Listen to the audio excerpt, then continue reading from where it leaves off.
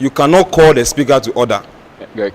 In that regard, but you can raise your hand for point of information, point of correction, like I did to Mr. Speaker.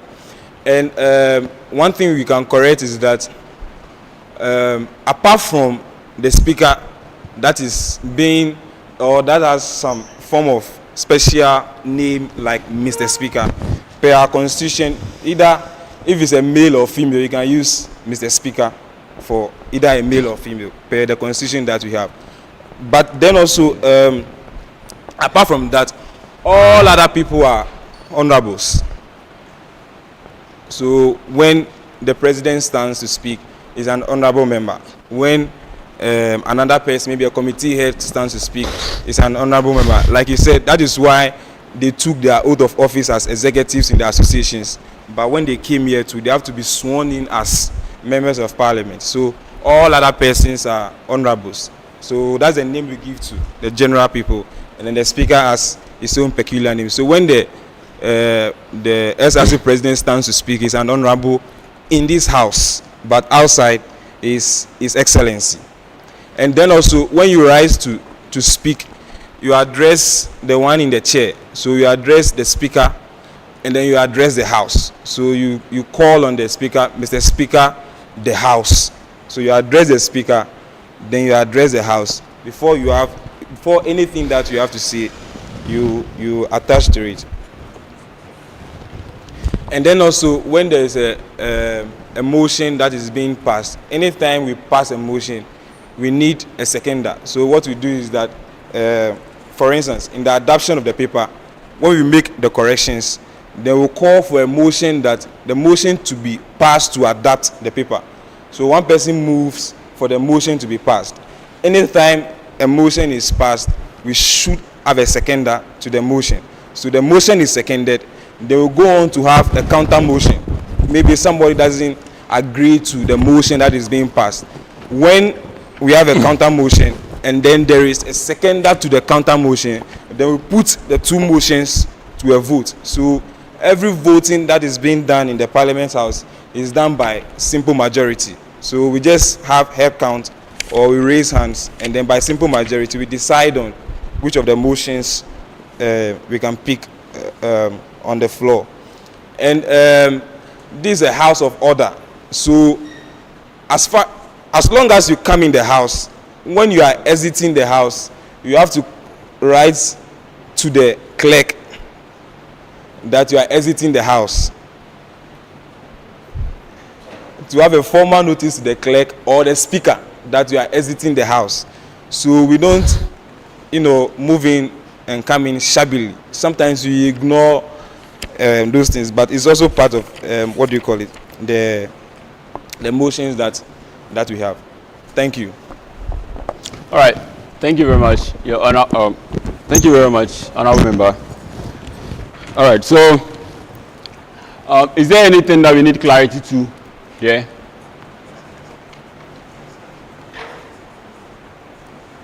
Greg, what are you neighbor now? Did you bring in a laptop?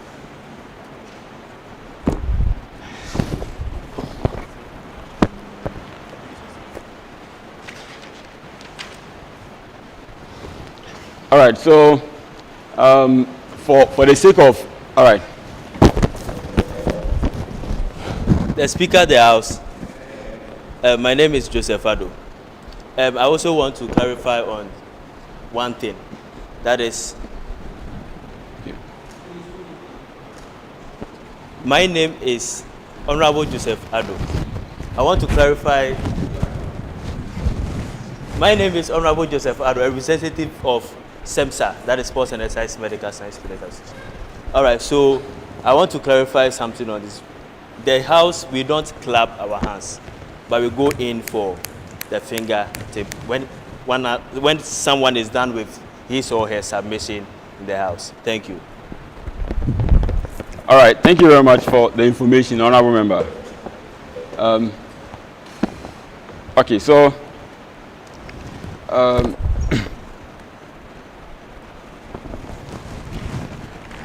but for the sake of time, even though we are trying as much as possible not to set a bad precedent.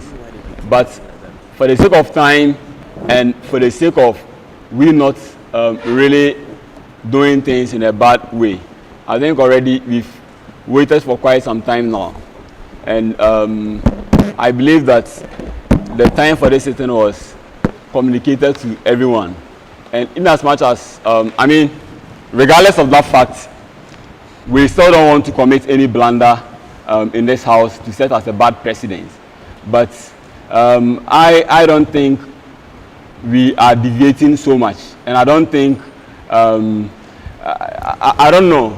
So with the current honorable members you have here, are you not up to the quorum, the 17 or 20 people to start with the business? And I also believe that the parliament is being formed. We are forming parliament. So in subsequent ones, some of these things we can be strict on them. Just like the honorable member said that we should tread cautiously.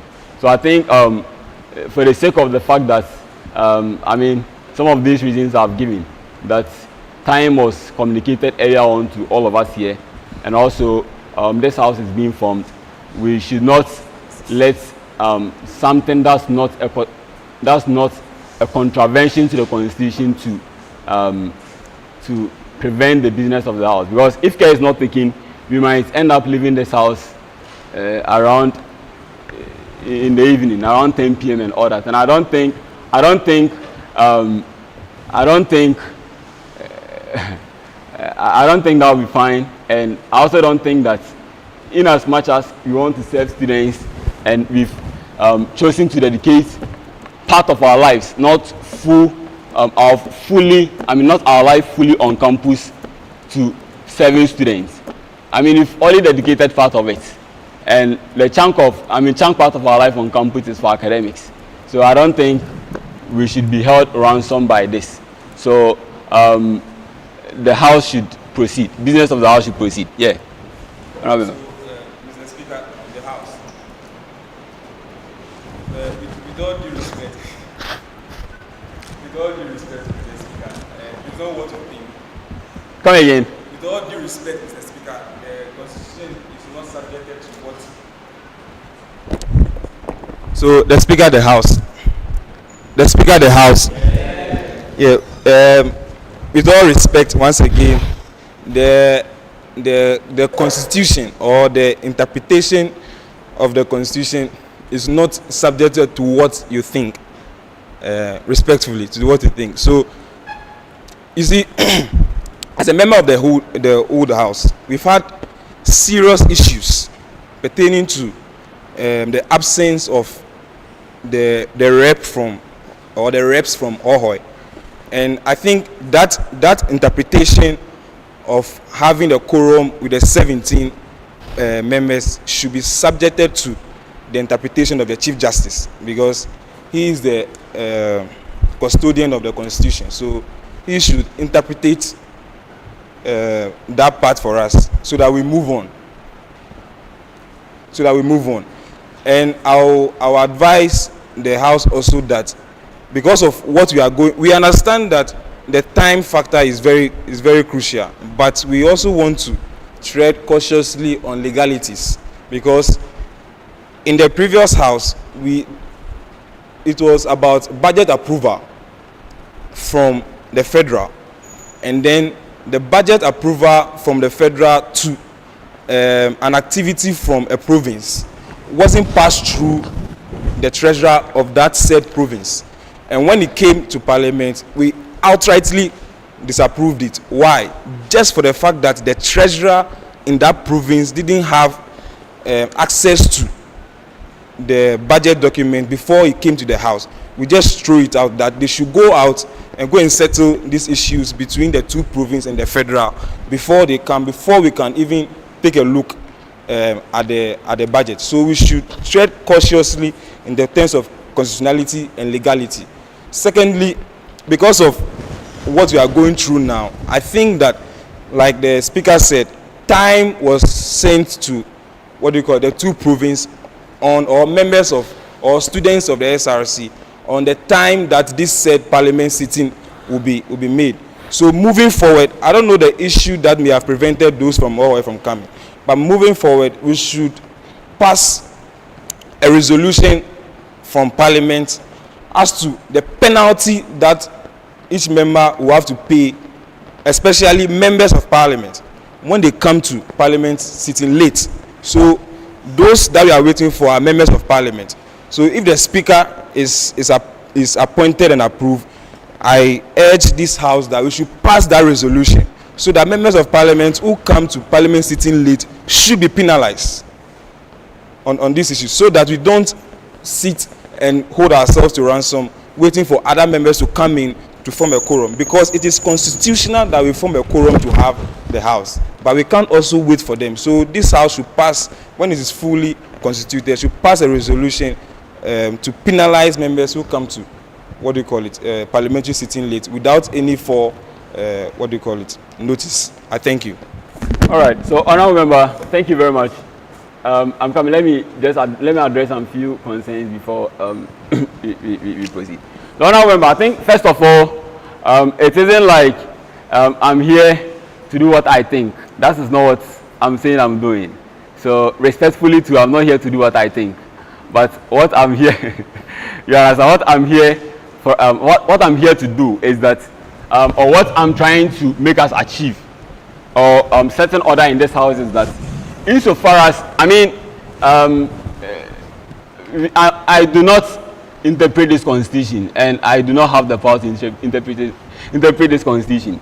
And the thing is that when there is something in this constitution that is not, if the House is acting and is not in contravention of this constitution, and if it is in contravention of this constitution, I think some points are clearly spelled.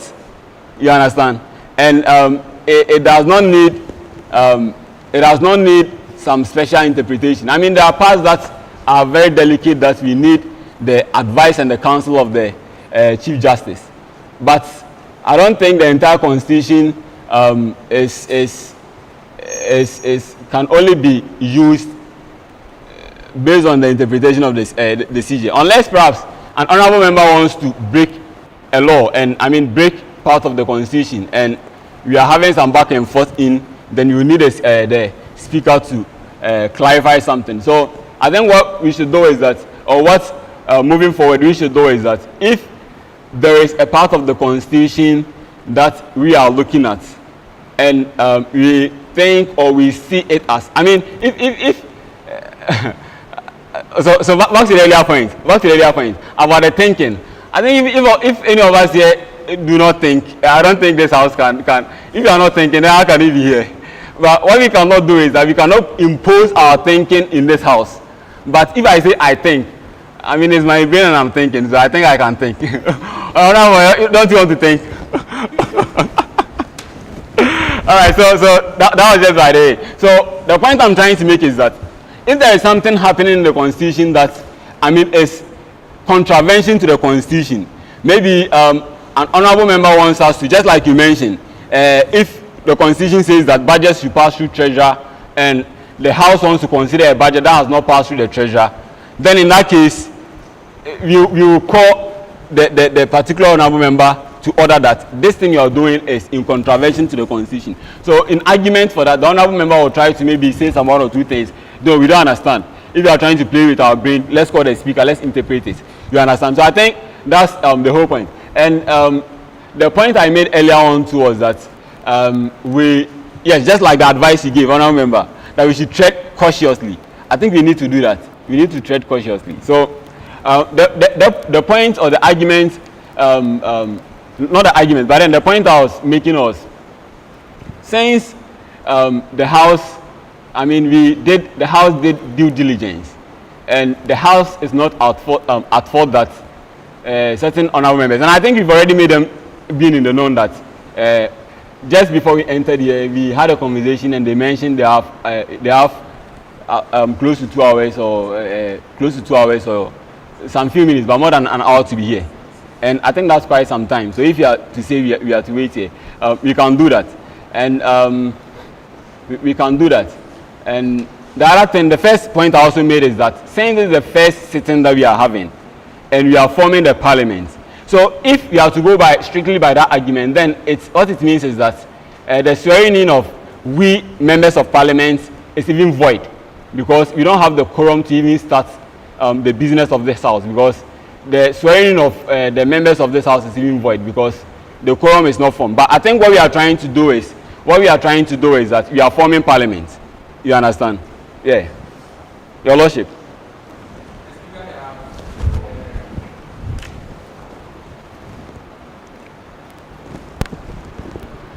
Not to go through the ordeal of mentioning my name again is too long. Standing on all existing protocols. Oh, Charlie. No, the Constitution is not a document where we decide to take some things and leave some things let's get some because water it will here. favor us at some times or at some periods. Should we bypass a single thing in this Constitution, then I'm afraid we start this parliament or this whole administration in chaos. Let's get one. Then it means that we give people the blank check to also skip things because the conditions in which it's supposed to be applied was not favorable. Now the Constitution says 17. Yeah. And regardless of whether those in hall are here or not, we still have to wait for them to come to have a quorum. It didn't say that when they are late, we should put some things together and hold a meeting. So the best thing to do, you do not make a law, you do not make a law to affect something in that particular moment. You make a law to affect it after. So what we can do, when they come late, after all these things are done, the House passes a resolution to put in a law that next time, should they hold this House to ransom, this will be the repercussions for them. But their lateness should not give us the blank check to bypass any single thing in this Constitution, because the makers of the Constitution are wise, and the Constitution is not just a document, it has a life on its own. And in previous administration, we also saw what nearly happened when some things were bypassed in this Constitution. Regardless of how we want to proceed with things fast, there's a law, and we have to have patience and go through it diligently. You see, there's something they say, when justice is delayed, it's not denied. And whatever happens here, if it is delayed, it doesn't mean it's going to be denied or it's going to take place. So let's tread cautiously. I would say again, otherwise we will begin everything in chaos. So we could have suggested we do a head count. And to correct your point, the swearing in of those people still stand. They are members of parliament, but they haven't started making a decision. If they had made a decision without the quorum, that's when it will be void. So all those who have been sworn in are members of parliament. We are waiting for the rest to come to be sworn in to have the properly constituted house here. Oh yeah, no, you can. So we can do a head count. If those here are up to 17, business move, because the Constitution doesn't say we should wait for all to be 17. It says 17. So let's do a head count. How many people have been approved as members of parliament here? If they are 17, then business starts. Okay, so thank you very much, Your Lordship. We could call for a head count, but I think we can call for a head count. I mean, it's a wonderful suggestion from you. But the other thing too is, I think, as a point of correcting some few things that you made, the Parliament says that, and 17 other members of Parliament, meaning we should already have either the President or the Vice being one, and another executive officer being one, and also the Speaker. So in addition to these three people, we should have 17. So the quorum for this House is 20, not 17. You understand? So the quorum is 20, not 17. Okay, so I think I'm being what perhaps I'm being is, maybe I'm being so caring or something, that I'm so concerned that this August House we don't delay here. And what I also believe is that the angle that I was coming from is not it's I do not want to say something and impose on the House, but what I was trying to do was that we make progress in the House, and I think we are not. I don't know. I won't suggest that the House do anything like commit any constitutional blunder. But if this is what the House wants us to do, we can go by that. We can pause, because if the house is not formed, then we can't have any other business here. You understand? So we can pause this sitting right now, then wait that those from Hawaii, Clerk, please, how many members of parliament are joining us from Hawaii? About 7. So we have the president, the treasurer, the women's commissioner, and the local NUX president. So we have 4 executive officers who will be sworn in as members of parliament. If I'm not wrong, am I correct? We have 4 other members of, 4 executive officers joining this house from Hawaii. So maybe for the sake of, there are 5 in. The president, the WUCOM, and the treasurer, that's Honorable Solomon. Then we have 1 local NUX president. So we have 4. And yeah, thank you very much. And the vice president, making us 5. So if, Clerk, help us do a head count of the current members of parliament you have here.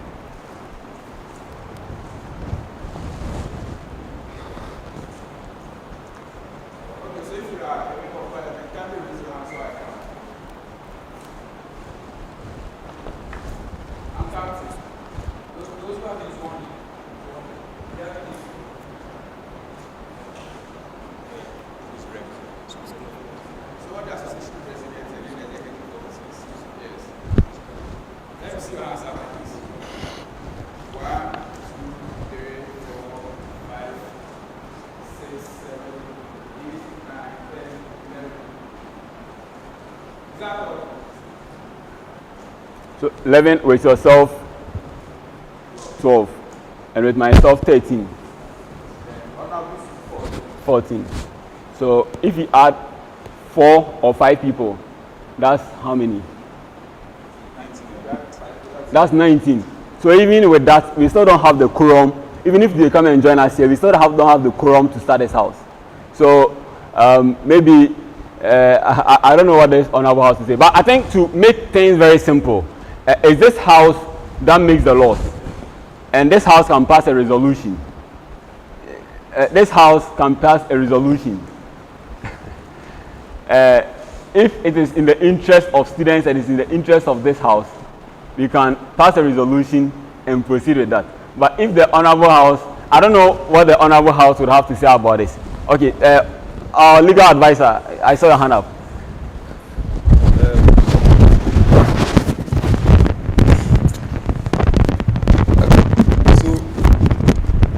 The 17 is outside of the, what do you call it? The speaker. So if you look at the numbers, so we have the numbers over there, then any other 17 members of parliament. So as you've assumed the chair, I address you as Mr. Chairman. You said you are Mr. Speaker. So Mr. Speaker, you are out of the number. Okay. Yeah. All right. Thank you very much. And then the clerk, who is the secretary too, who will be part of it too, is out of the number. So when you take them out, you have when the 5 others come, we can have the 17 that we've called outside of the 2 of you in the chair. And then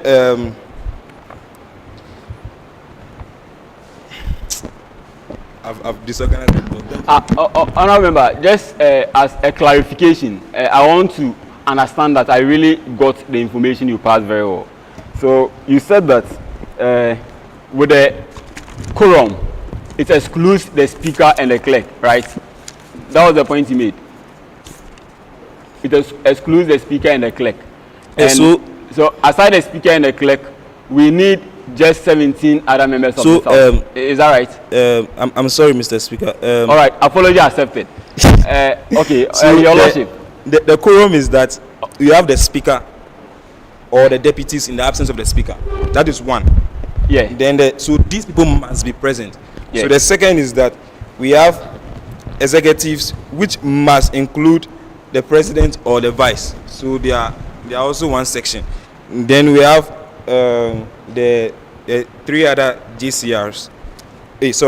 the 3 other JCR presidents of the House, which we don't have yet. Then the fourth part is the 17 other members of the Parliament. So now that we've assumed the chair, you are the speaker. So you fill in the first. Yes. So we have to have the 17 other. I don't know what the Chief Justice also has to say. So if I understand what the point you are making, we still don't have the quorum, or we have the quorum? We don't have the quorum. We still don't have it? Yeah, okay. Because we counted, I think, 13 or 13. Okay, all right. Thank you very much. Yeah, Your Lordship. Existing protocols. The Chief Justice.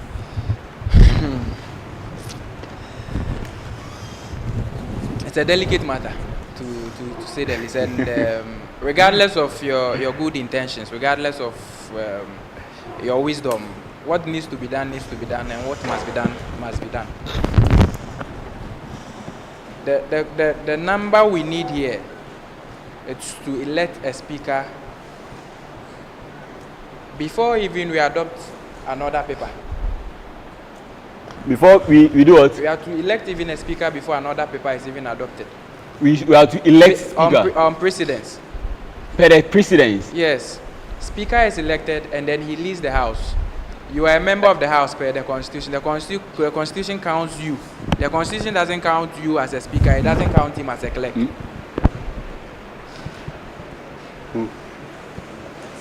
And then, if you remember, you just took an oath as a member of Parliament here. So the Constitution counts you and your other executives as members of Parliament. So with the Constitution we have now, it's favorable for the election of a speaker to come in and then lead the rest of the proceedings of the House. You are acting because the speaker is somebody going to come outside of us. Okay. And then he would put you in as a member of this House, plus those coming for business to occur. All right, I understand that. Your point is clearly understood. I understand that. I think we are. Your Lordship, if you could resume the seat for me. Okay. If you could resume the seat for me. I think I understand that all of us have good intentions with this deliberations we are making, but we should not be a House like I was having a very civil conversation with an honorable member outside this House. I think on a friendly basis some time ago, and I think I was making a point that I understand all of us here with the inputs you are making are all of good intention. I don't think any honorable member here, and I mean we can't fully 100% trust the intentions of members of Parliament here. But what I believe is that, or what I can take from this conversation we are having, or this deliberation we are having, is that all of us have good intention, and I think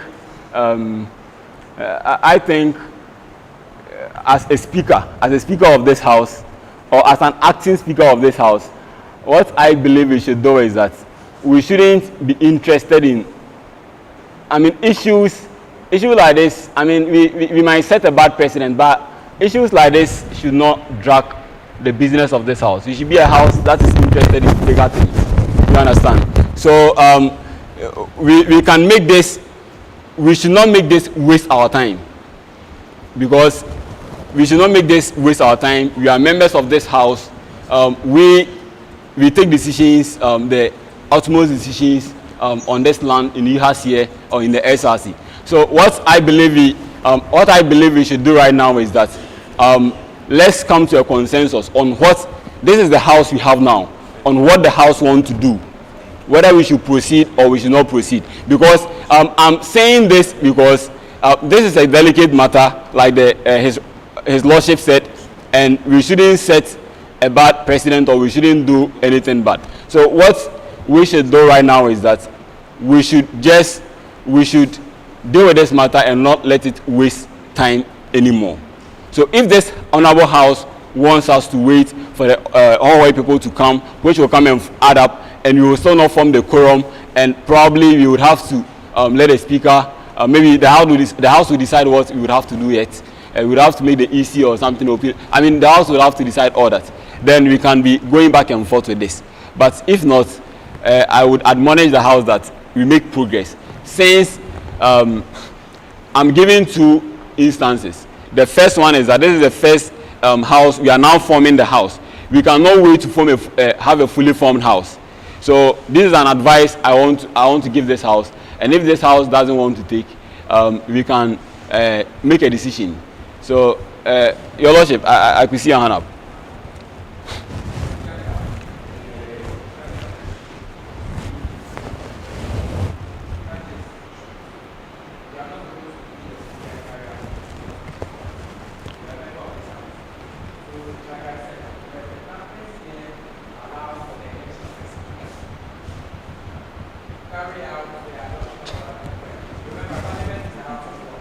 Well, like,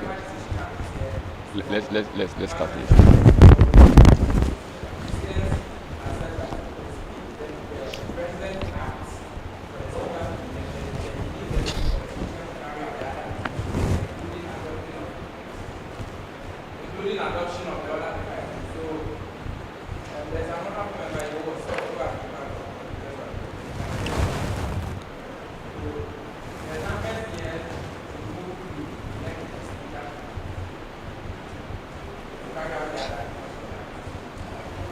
Okay.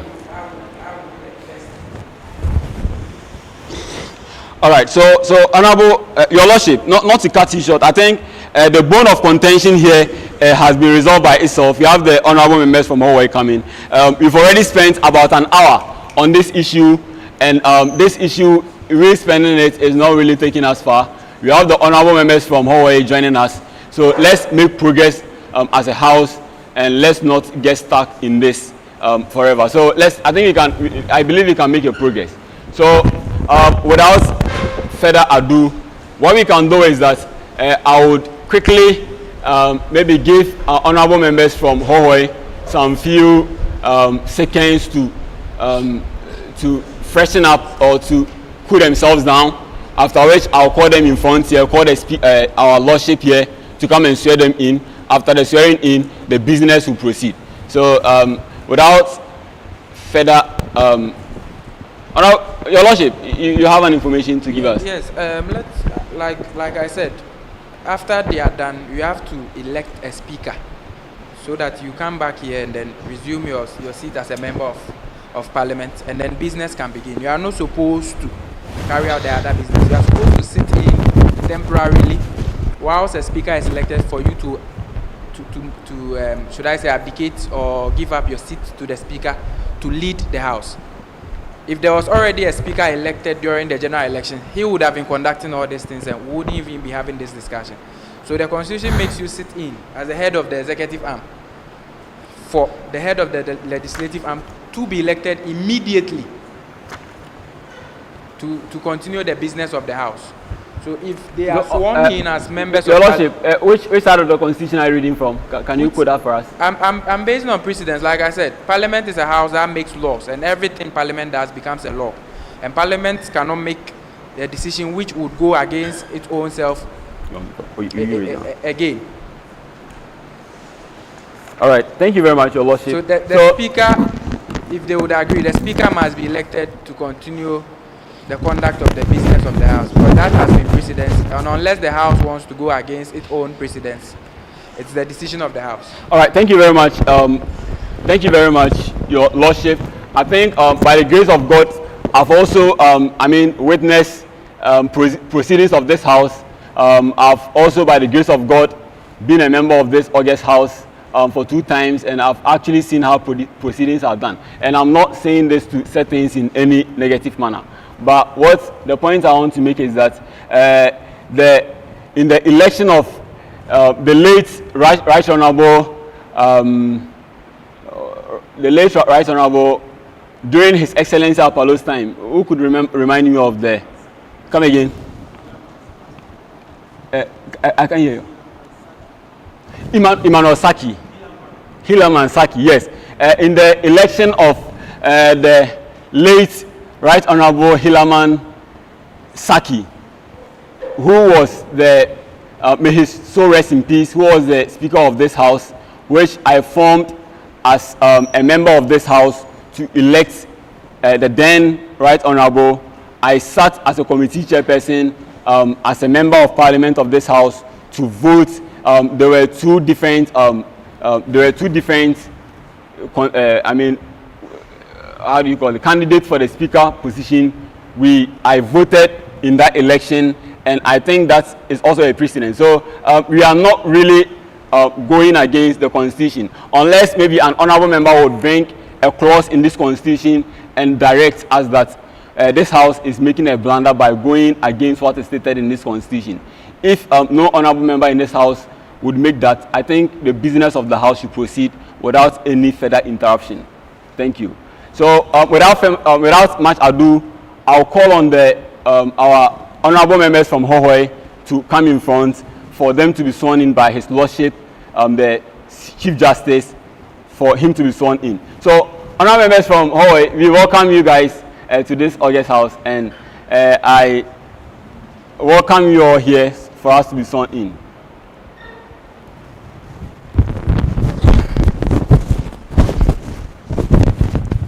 Okay, great. One page down, sir. Okay. Oh, challenge soon, so please, honourable members from Hohoe, please let's line up.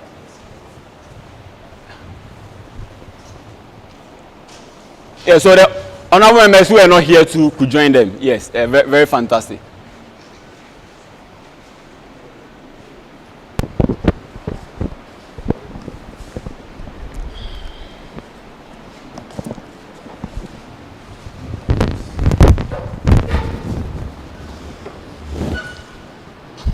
Your right hand on your chest, and then you recite after me.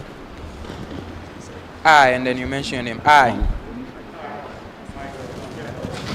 having been elected to the SRC Parliament When the Speaker was sworn in.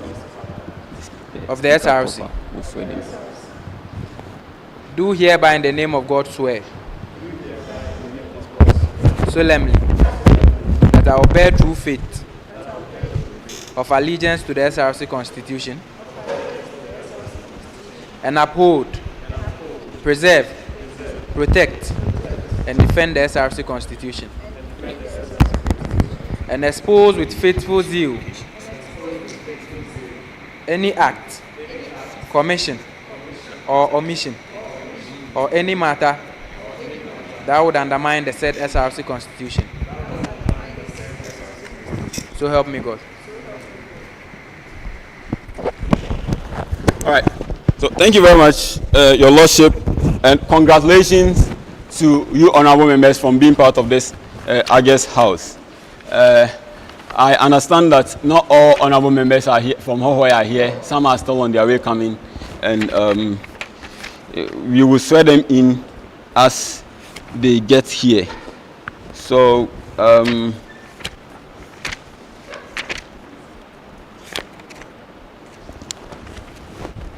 yeah, clerk, please could you give me one constitution? I think I've there are constitution here. If an honourable member wants, I think you can pick one. No, it's missing one page, so I think you can. AKCC wants one, so you can give them with this. With this. Oh, you maintain that.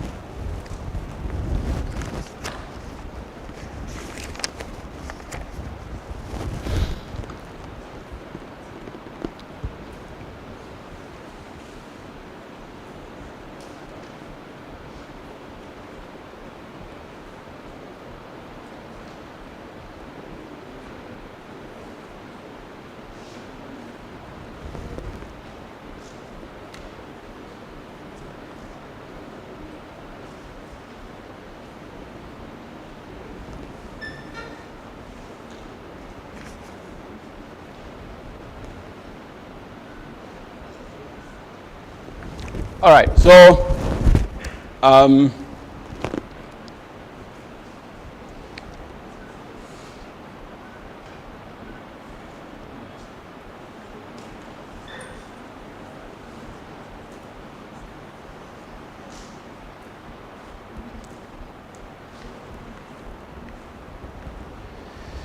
So I think it's more prudent that I don't, because I personally do not intend, since I'm acting, and this is a temporary seat, I do not intend to sit to be in this seat for a very long time. And I think it's prudent that we allow the proper, or the Speaker of Parliament proper to swear in, or sorry, to moderate the swearing in of the other executives, so that we don't spend so much time.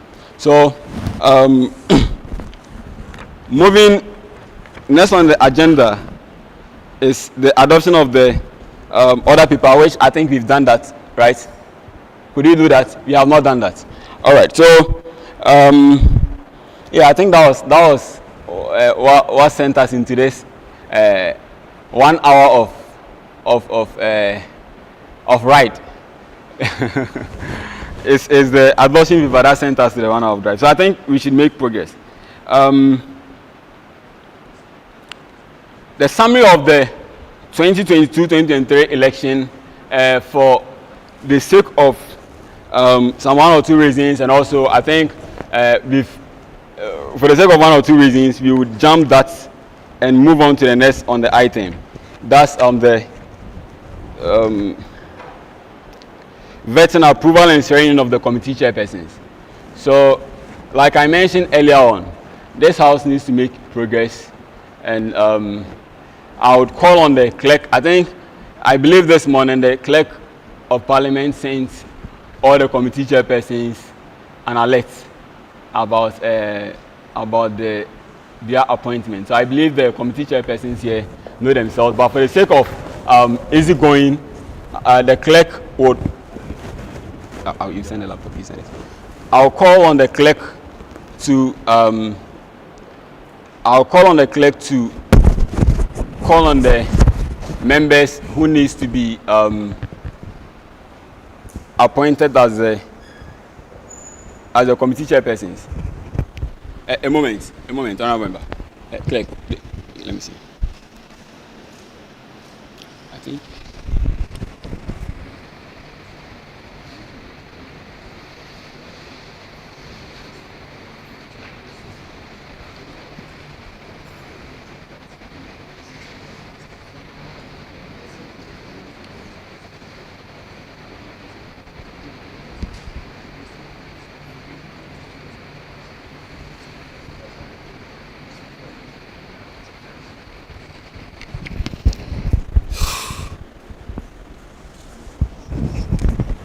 Okay, so honourable member, I saw your hand up.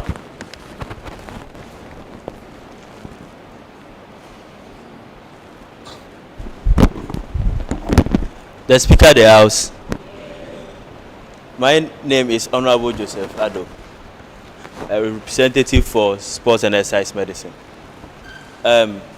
Please, before we call upon the committee heads to be accepted into this house, please, I think we haven't accepted the order paper.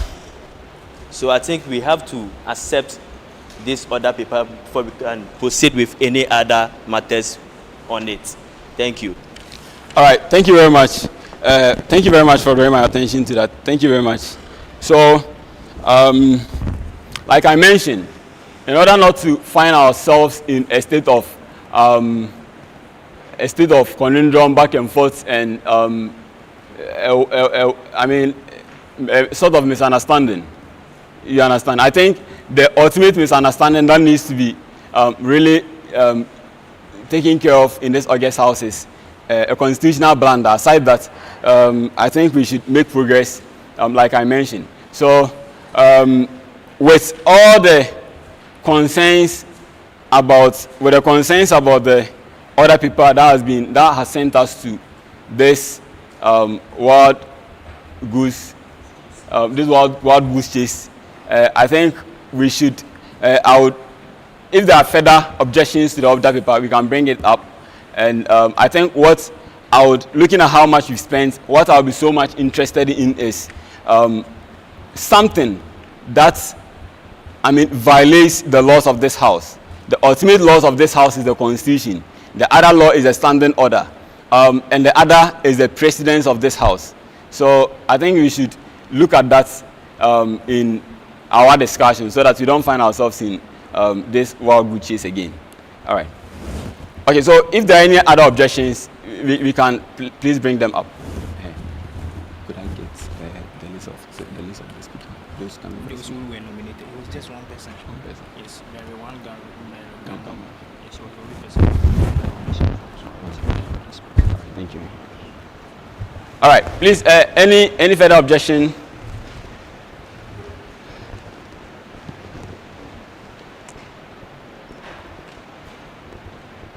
All right, honorable member.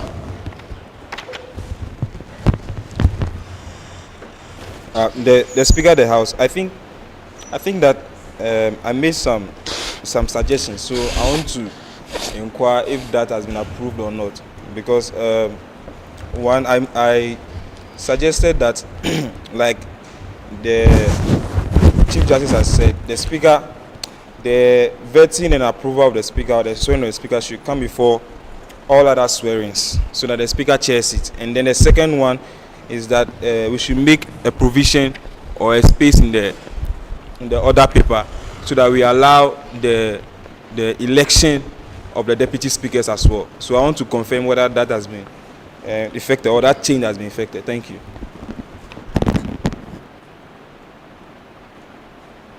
All right, thank you very much, honorable member. So I think, I believe, I have not to use I think. I believe that, I believe that, I don't know, maybe I like to think of something, forgive me. All right, so I believe that since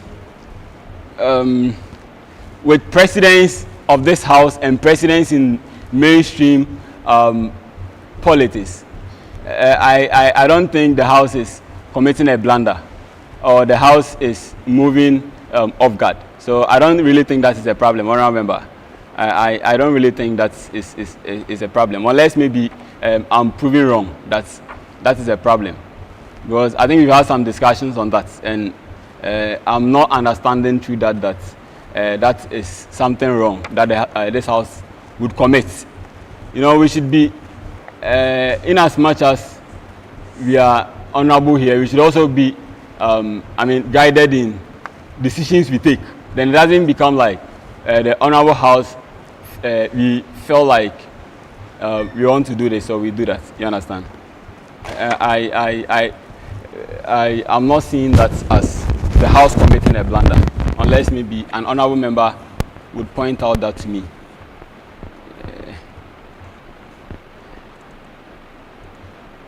All right. So with the exception of that, so after 7, I think we should put the election of deputy speaker after the deputy speakers after 7. Let's mark it there so that when you get there, the speaker would moderate, the speaker proper would moderate the election of the deputy speakers, and also the speaker would appoint the clerks of parliament. All right.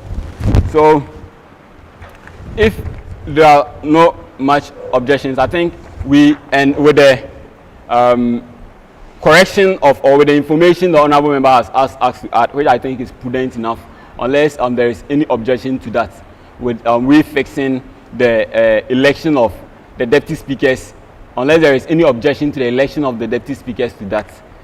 If there is any objection to the election of the deputy speakers, you could make us know, so that, okay. The Speaker of the House, Ayikpenyeri Chief Justice.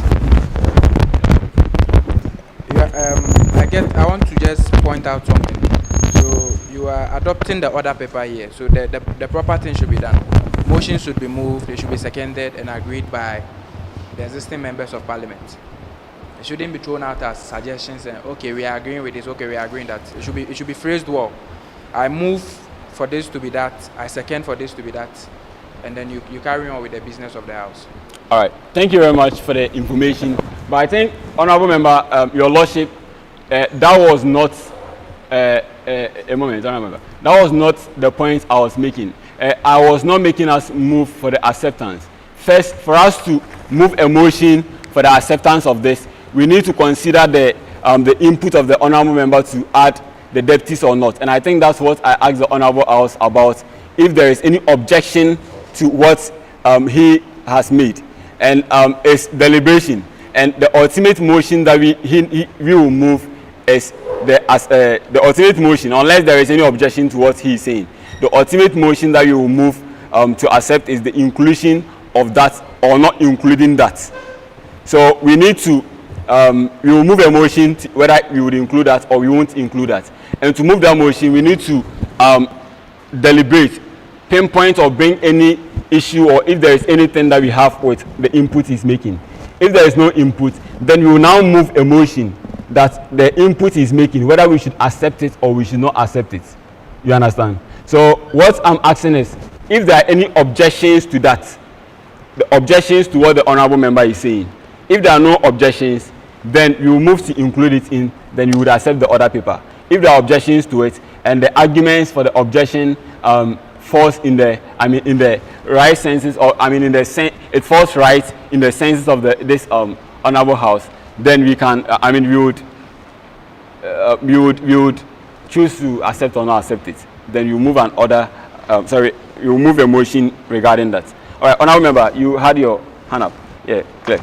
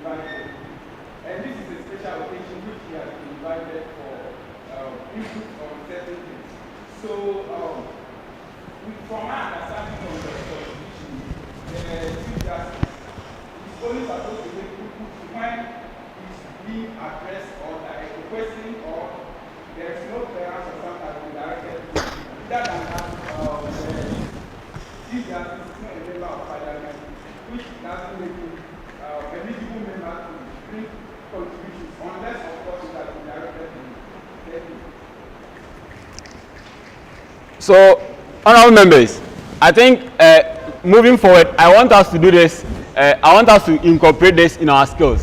When we rise to make a point and we are saying what the Constitution is saying, for the sake of facts and the sake of we honorable members following proceedings of the House, let's quote the Constitution. It makes our talk even nice. If we take article, let's open Article 10 clause this.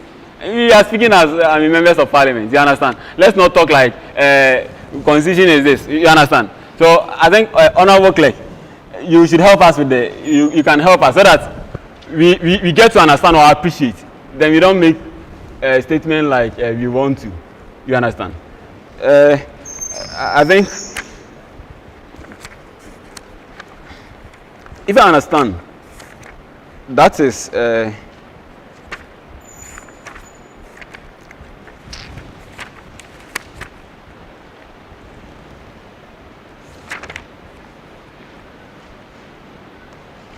that's page 26.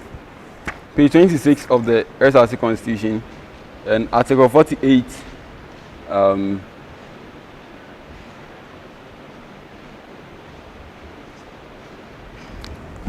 Article 48, clause 3. I think that's probably where you want to make your case from. All right. So, thank you very much for the information, honorable clerk. Is there any? So moving back to what our honorable member has asked the House, this honorable House, to do, to include the election of the deputy speaker in the other people or not. If there are no objection to that, I think we can let's bring the objection. If there are no objection, we can proceed and make progress. All right. So if there is no objection to that, can an honorable member of this House move a motion for the election of the deputy speakers to be included, then you get one honorable member to second, then we can make progress. Yeah, you will swear them in the vote.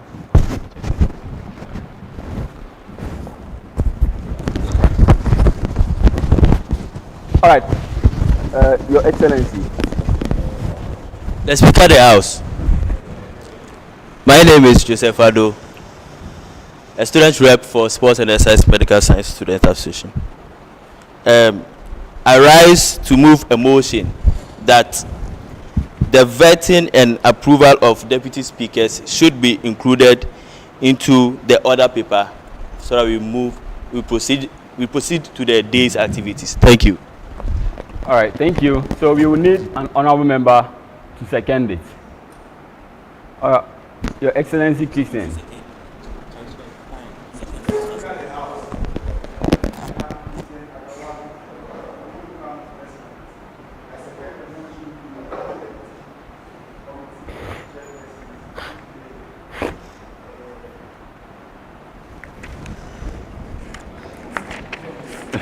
Is it the order paper? All right, thank you.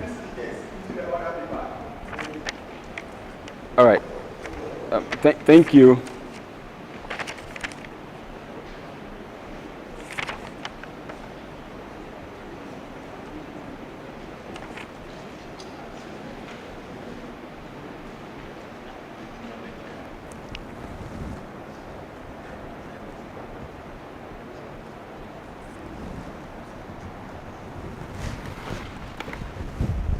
All right. So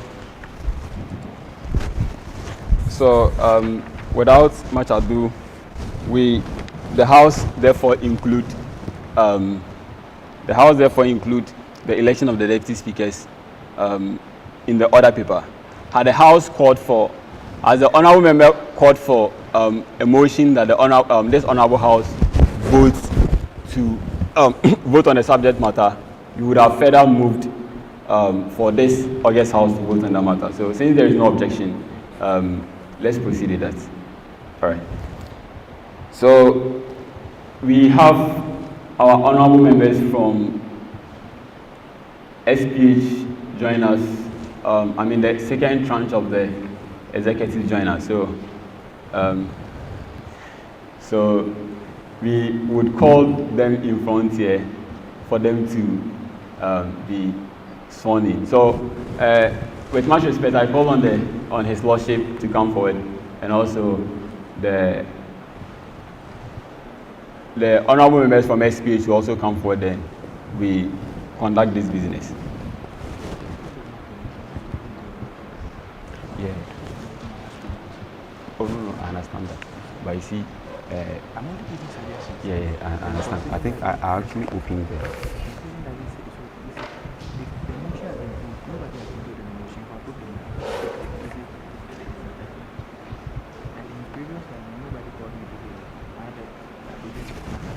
Yeah.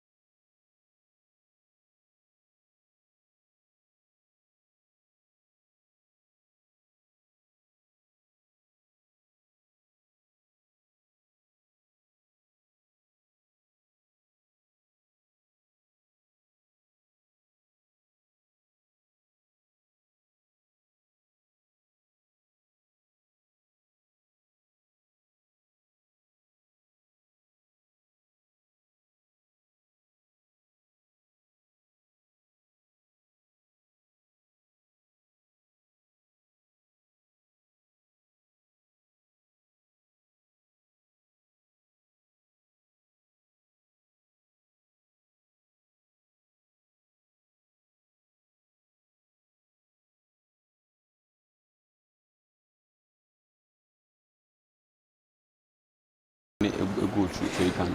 Having been elected to the SRC Parliament,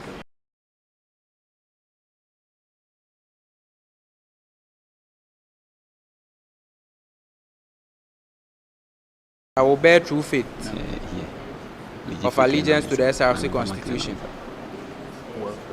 and uphold, preserve, protect, and defend the SRC Constitution and expose with faithful zeal any act, commission, or omission, or any other matter that would undermine the said SRC Constitution. So help me God. And I.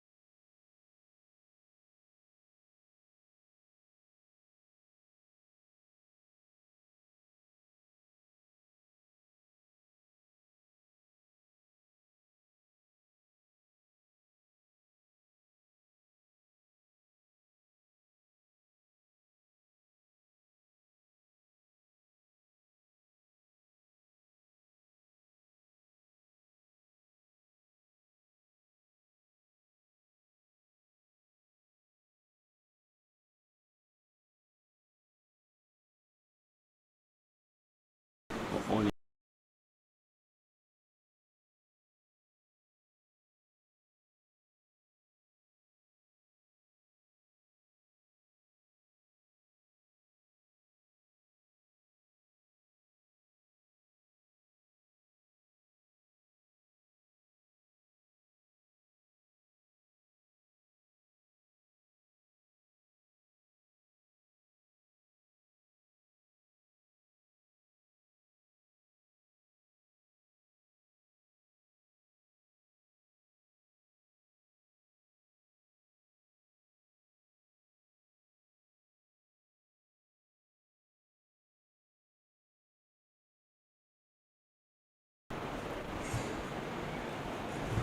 Let's look at the house.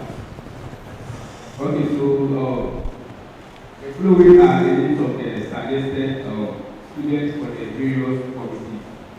So Point of information. Then when you finish, then you go.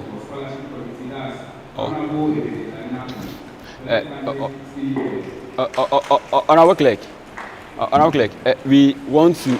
The honorable member has an information to give this August House. All right, so honorable. Yes. The chair of the House. My name is Joseph Fado, a student rep for sports and exercise medicine. I think the order paper is still not approved. We've not accepted this order paper. So I think we can't proceed with anything, because the motion that has been moved is for the vetting and the election of deputy speakers, but not for the acceptance of the order paper. So please, I think we have to attend to this before we proceed. Thank you. All right, thank you very much. Thank you very much. Your Excellency, thank you very much. So, I think that's great, right? That's great. Okay. Then we need to do the writing. I think we have to do the writing. So, so let's go for if there are no further objections to the order paper, I would want an honourable member to move a motion for us to accept this order paper. Please, okay.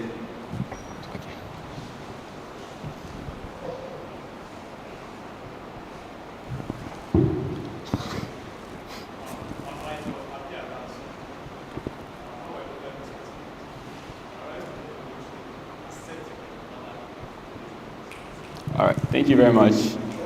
Can we have an honourable member second it? Are you seconding it or don't second? Okay.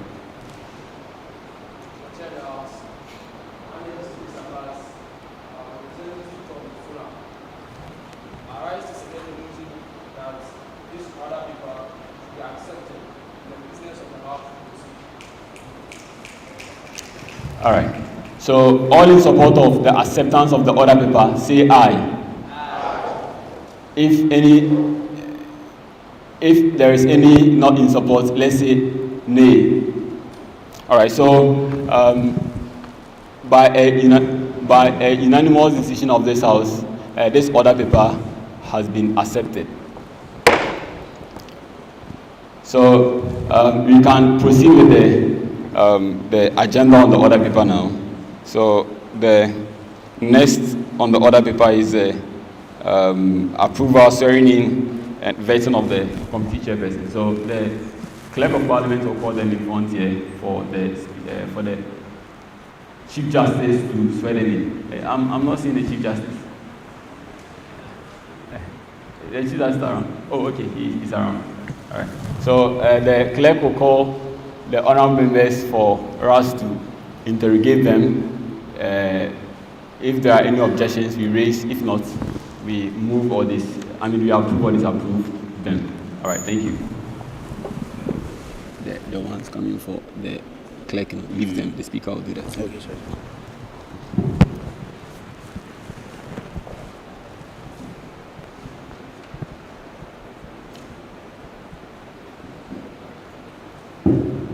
The Speaker of the House.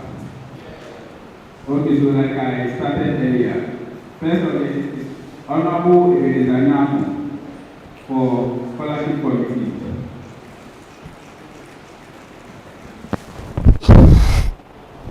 We have Honorable Emmanuel Tumasi for the Editorial Committee.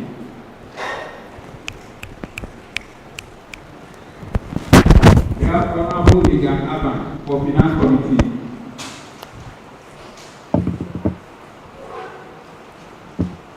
Molly. We have Honorable Michael for Sponsorship Committee.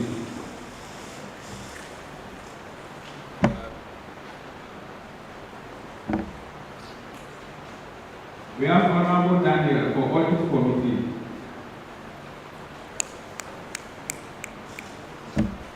We have Honorable John for Intelligence and Student Affairs. Yo, Charlie.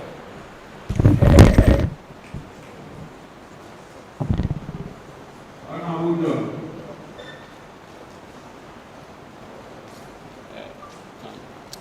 We have Honorable Isaac Nyami for Academic Affairs.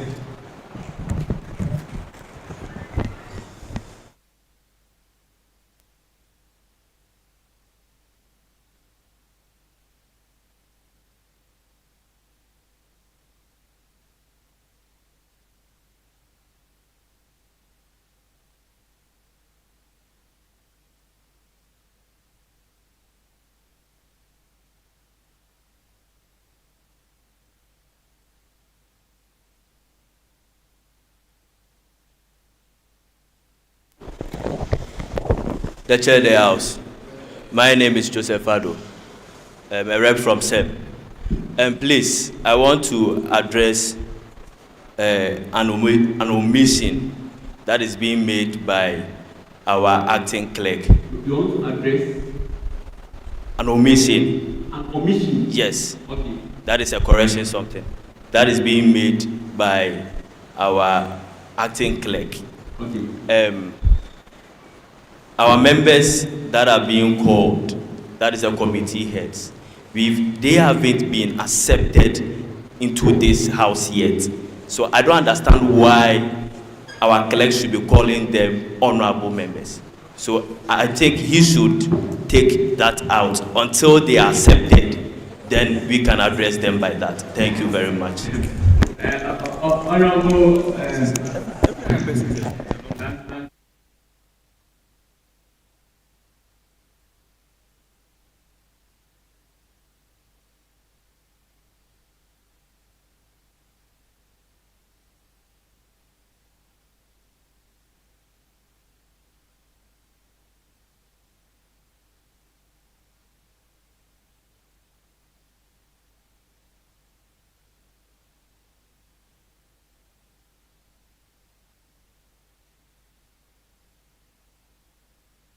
But let's do that. Point of information or point of correction. But please, before you correct him, let me listen to you, Honorable.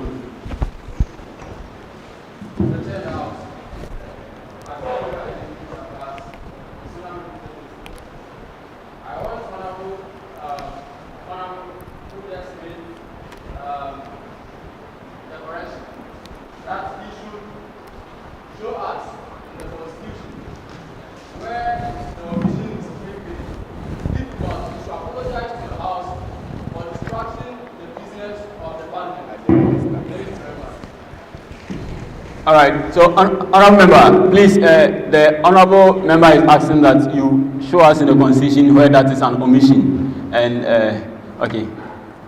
The Speaker, being making that statement, that necessarily means that it is an information or something that is being stated in the constitution. But the reason why I am saying this is we are seeing them as observers. Okay, we are seeing them as observers. That is why I am bringing forth that suggestion that at least for them to be accepted, or before them to be accepted, let's take out that their title as honorable. Maybe we can go in for Mr. or Miss. Fine.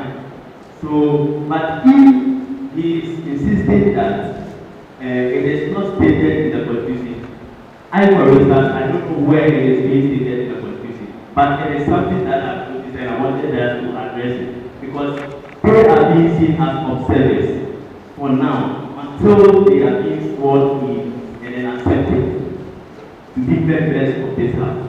That is why I am rising to make such suggestions. Thank you. All right, thank you very much, Honorable. So if I understand you,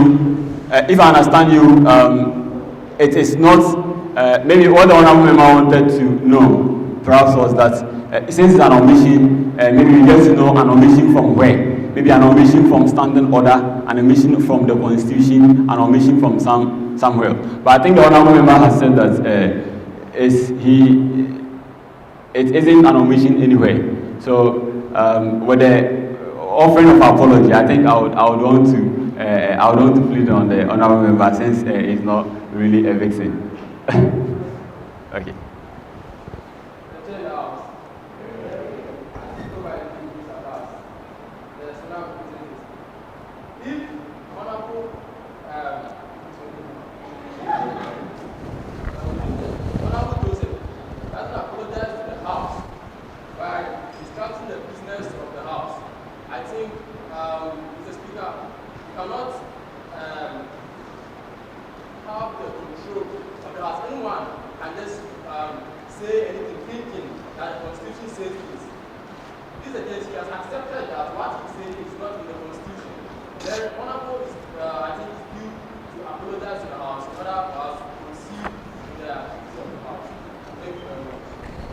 Okay. All right, thank you very much. Point of order. Is it point of order or point of information? Is it on the same matter? Okay.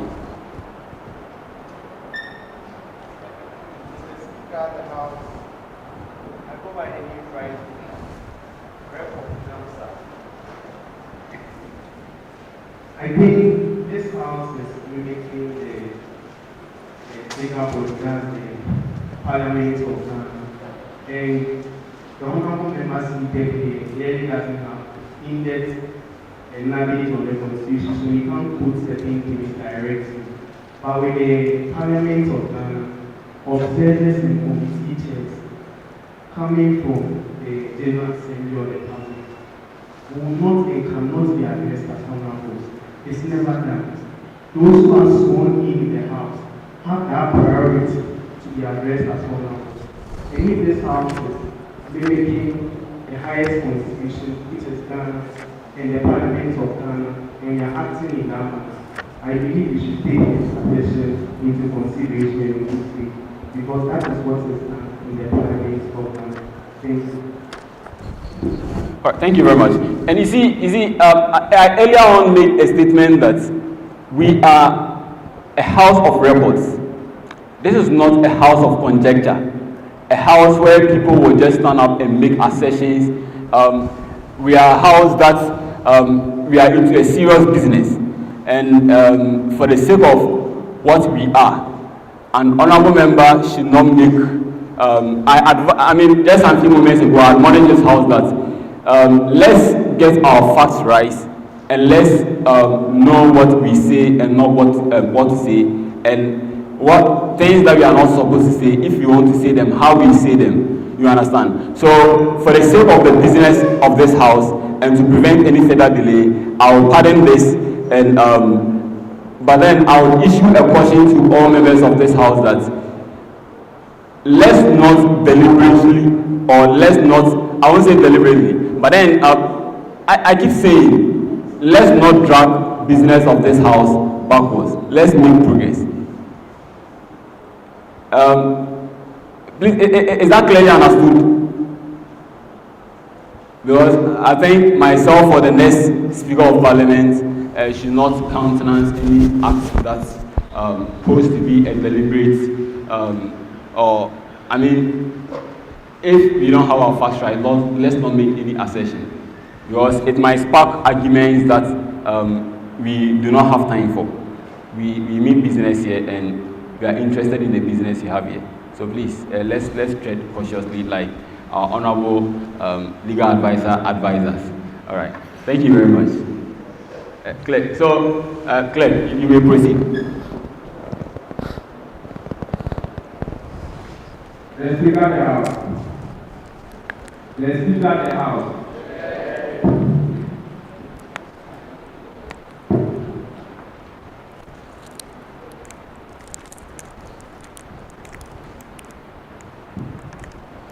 Okay, so before I continue, I know for a fact that wherever we find ourselves, I personally think that it's a chance for us to learn new things. Okay, so this is what I'm avenue for some of us who are ready to learn. So for a fact, I know that once the bill is enacted into the House as members of Parliament, they are not honorable members yet. So I will address them as Mr. and Miss. Okay, all right.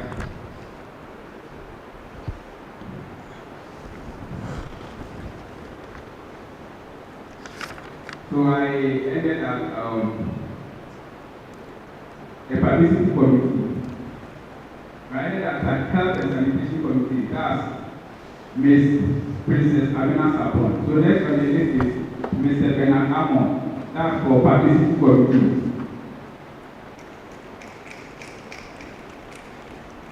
We have Seju for transport committee. We have Mr. Eugene for, that's the PRO. Click.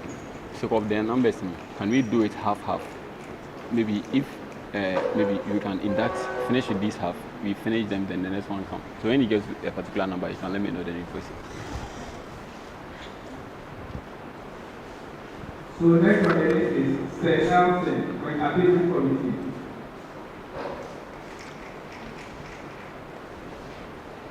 Okay, so considering the numbers of the appointees, I think we'll have to split into two. So we'll end here for their induction. After that, we'll proceed with the second half. So I will hand over to the Speaker of the House. All right. So thank you very much. Yeah, honourable member, you have a consent. The Speaker of the House. I think we are coming something in the order where we present the committee heads. So I think we can present all of them together. So we don't split it. So we present all the committee heads so that the House know who is who. And then they go out of vetting. So they come in after the other for vetting. So we must vet before we approve and we swear. I think we are seeing that vetting process. So the House will vet committee heads first after their introduction to the House. Yeah, I understand that. I think the House is definitely going to do that. And I think the House is not skipping that. But what the Honorable Clerk meant was that we can deal with these, then afterwards, the next one comes. I believe there's a half, right? Is it a half? So we deal with this, then the next half we'll deal with them. We deal with them. But if that is not okay, we can call all of them in. But we're also looking at time factor where we don't have to let one person one, then each person is taking about 5 minutes. Then we are spending about 5 times. If it is 5 times 20, that's almost 2 hours on only this exercise. But I want, in as much as we want to beat time, we also don't do a shady work. If you understand. So that's what I'm trying to make us do. So, Clerk, you, for the sake of time, CJ has something to say. Okay.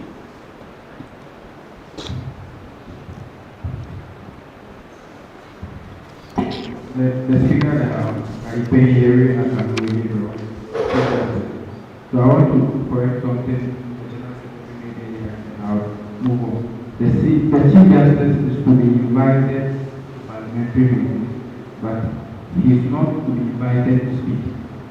I'm making this one because I heard the CRO as part of the committee, and I heard some committees that are not in this constitution. So in a case where things happening on the floor are in contravention with the constitution, you do not expect the conscience of the House or of the student body, that's the Chief Justice, to be called upon. You don't call upon your conscience in your head, it always happens with you.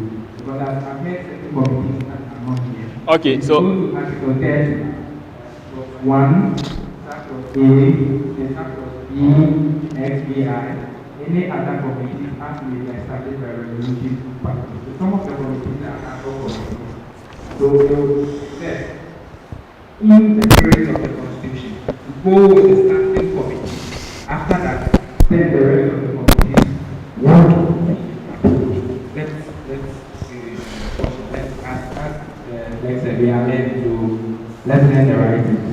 all right, thank you very much, Honorable, Your Lordship, Chief Justice. But one thing that I believe, or one thing that I know is that the court doesn't prosecute people. The court doesn't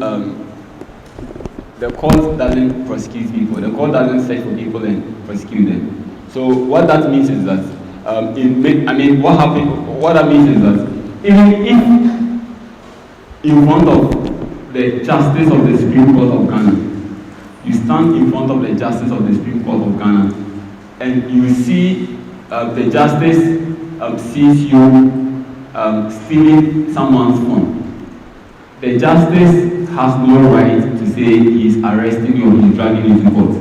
He can't do that unless a citizen drags you.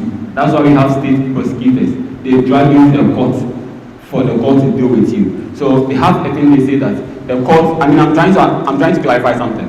The court doesn't move around searching for cases. So if you are here and let's say you've heard that the SRC, during the SRC celebration, the SRC president has embezzled some funds, the court will not go and catch the SRC president and bring him to come and do.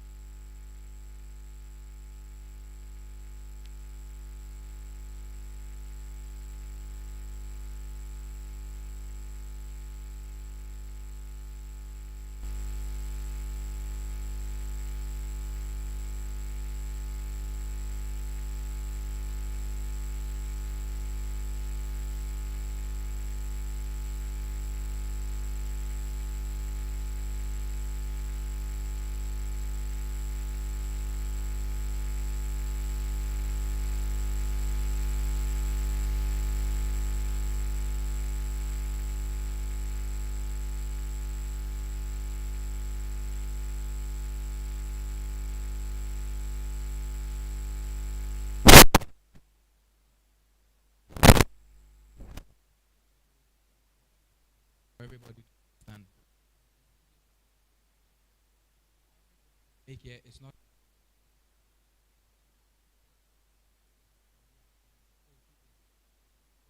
business.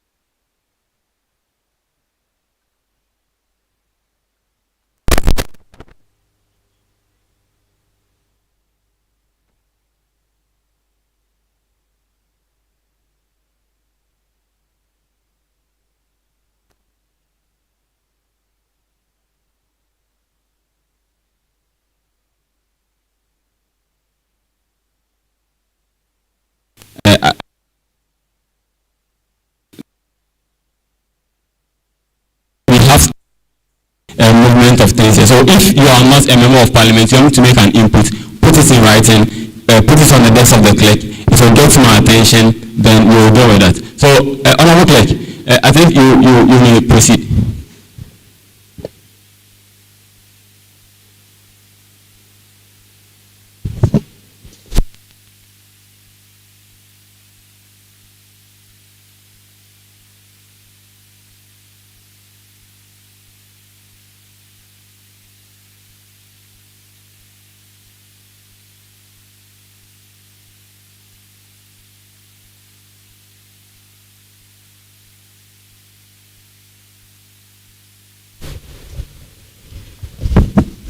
The Speaker of the House. Okay, so next on the list is Welfare Committee. So in the Welfare Committee, we have Ms. Clenam Erica.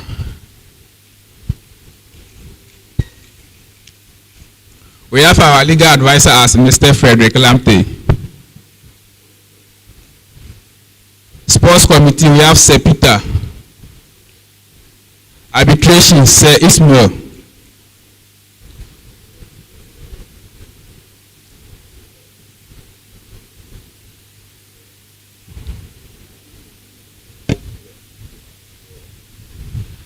So with regards to the arbitration committee, we have two. Sir Ishmael and then Sir Tony. Sir Tony, kindly join us on stage as well. Non-residence committee, we have Sir Livingston.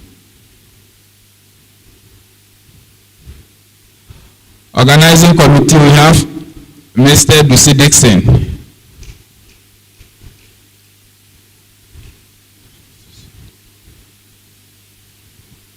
Sexual Harassment Committee, we have Ms. Doreen. Exchange Committee, we have Ms. Umu.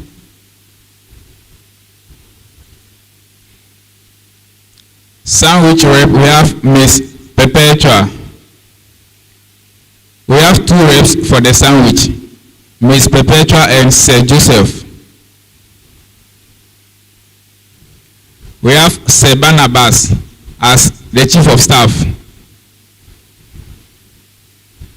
Our Council of State, Sir Daniel.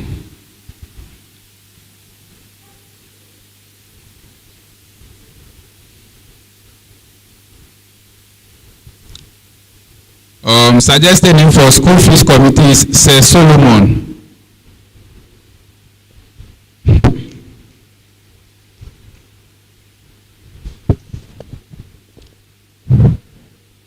Our IT committee, we have Sir Thomas. We also have Sir Justice, who is in charge of our security issues.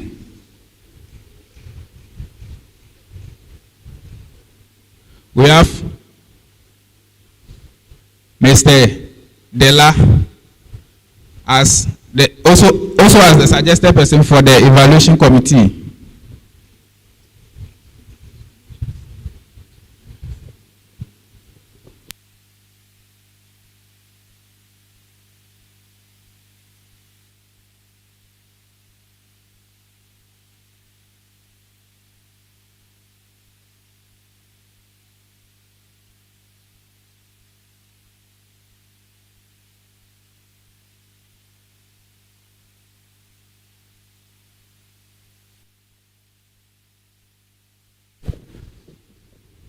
We also have Sir Simple for vocational training.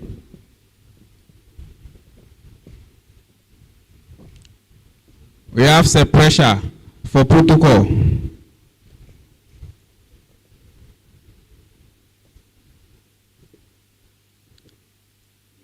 Sorry, there was an omission here with the non-residents. The name rather is Selim, Sir Selim.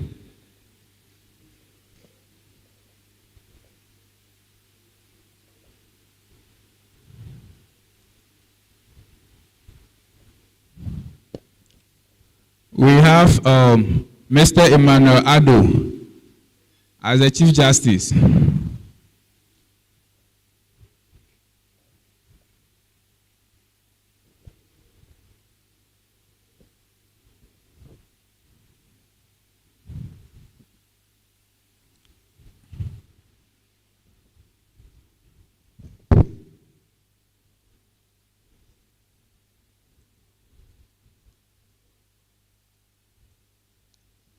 So let me quickly rush through.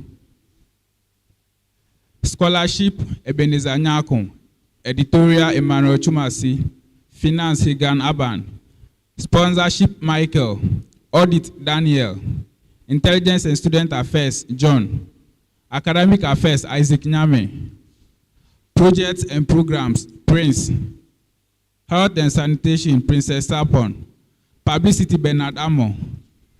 Transport, Jude. PRO, Ginosei. Entertainment, Nelson. Warfare, Clan America. Legal Advisor, Frederick Lamptey. Sports, Peter. Arbitration, Ishmael and Tony. Non-residents, Selim. Organizing Committee, Ducy Dixon. Chief Justice, Emmanuel Addo. Sexual Harassment, Doreen. Exchange Committee, Umu. Sandwich Rep, Perpetua and Joseph. Chief of Staff, Barnabas. Council of State, Daniel.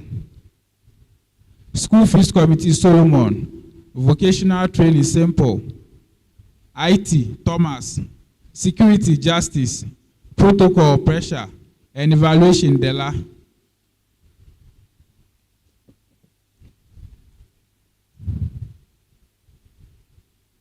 Okay, so I'll give it to the speaker to continue.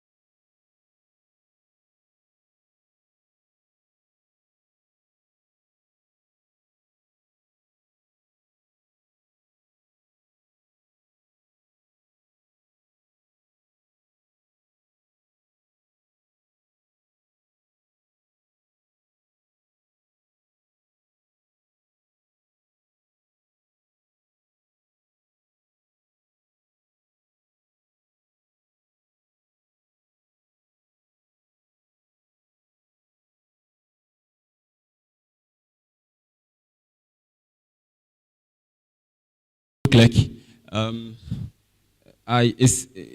is fast spent, like I keep mentioning, and I learned our lunch is in already, even though we didn't start so much for us to eat lunch very early. So I think, okay, so we will talk about the lunch later. So what we will do is that ideally we would present each person, each individual here for the House to vet them. But looking at the numbers you have, if you have to do that, you are going to spend far more time to what you've already spent or what you've already wasted before we even started the meeting. So what I want us to do is that, honorable members, if there are any objection to any of them, you want to ask a question, you can pick the person, ask the person one or two questions. If you've had any encounter with any of the honorable members and you think the honorable member doesn't deserve that position to hold, you can question the honorable member, and if there is anything, anything that you think that this August House deserves to know, because this is morality issue, because this is a house that deserves the highest of moral integrity. So if there is anything, any objection to any of them, we've had personal encounters with any of them that you think the House should know, let's bring it and let's do this quick and let's move on to the next business. So after we are done with this, we will next we will swear in the chairpersons for the Judicial Committee, and after which we would swear in the Speaker. After the Speaker, we would look at the clerk, then you would have a break. We would have some 30 minutes break, then you come back again, then you look at the remaining agenda on the list. So let's do this exercise quickly so that we don't stay here. Okay, so the floor is open, honorable members. If there are any suggestion, any thing you think this honorable house you know, you can let us know. All right.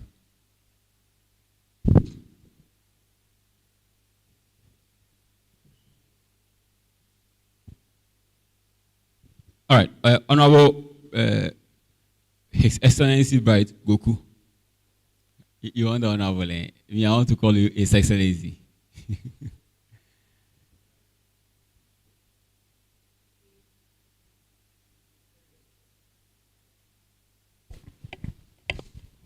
Individual heads of the committee should be asked 1 or 2 questions, because in as much as we are far behind time, competence is also a major factor we should consider. We've seen committee heads elected and such committees have been very dormant. So I'll plead with your office that if possible, at least maximum 2 questions to, if possible, every committee head to make this whole vetting approval valid. We can't just approve all of them without knowing their competence. Thank you. All right, you're welcome. Thank you very much. And I think, I mean, by tradition, how things are being done, even if you look at the mainstream politics and all that, the Parliament of Ghana, I think we set a special date that we dedicate the whole activity of the Parliament for that, for reasons like you mentioned, in order not to ensure like you have square pegs occupying round holes. You understand? Because it's very important. It's the essence of committee chairpersons are more or less like, I mean, they are more or less like ministers of the SRC. So as a minister, you don't expect that the work you've given you allow someone who, I mean, the appointing authority, for instance, Minister of Lands and Mineral something, then your work about Galamsey is Akufado who is chasing, I mean, you don't want such situation. You understand? So, or maybe Sports Ministry and it's Baumia or Akufado who is in that. So we need to ensure the competency is very, very important. However, if you look at, like I mentioned earlier on, looking at the times that you find ourselves in, I think, Honorable, we can still go by your point, just that I'll make a bit alterations in it. If maybe, I'm sure we've had some 1 or 2 encounter there, or maybe there is someone here you don't know and you think that this person is, the face is familiar. I mean, you can call the honorable member, let them answer some 1 or 2 questions, then it doesn't become like all of us. You understand? For the sake of time. I mean, if you know one that you know this, you can call and ask some 1 or 2 questions.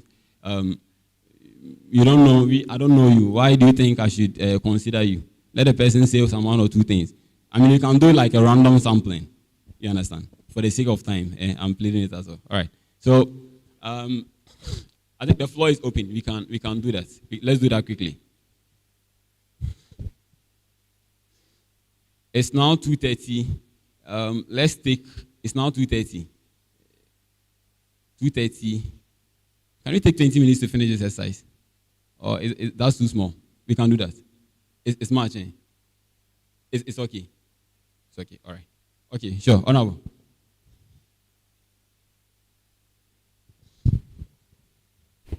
Thank you, the Speaker of the House. My thing, the name is still Bright Goku.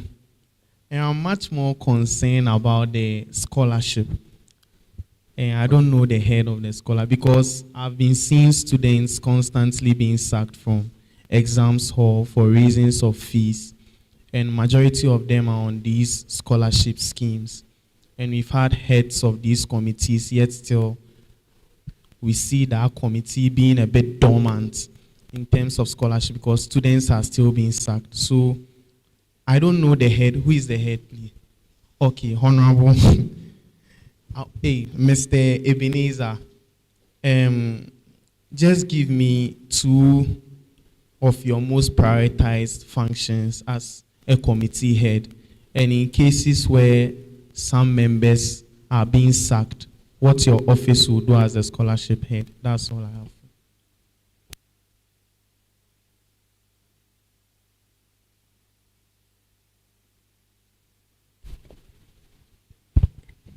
Thank you very much for the question. I'm Nyako Ebenezer, and I'm the head of scholarship committee. The question you asked is about the scholarship. Thank you very much once again. Yes, there has been a cases that some students are on scholarship and yet funds are not being disbursed into their account. I've received such complaints before, and when you actually follow it, it is something that we have to address it. And as a scholarship committee chairperson, I'll be working with the welfare committee, the academic committee, so that we all come together as a one board, and then we see the way forward, either to see the VC, and then also we go and see, together with the SRC president, you also have to go and see the organization and find out what's actually happening. And also, you'll bring on board a scholarship, something for the SRC that will benefit the student so that it will ease the pressure on the students. Thank you very much.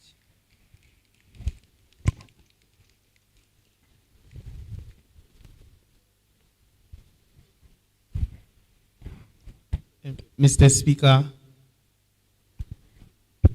can I, because I feel my question wasn't answered.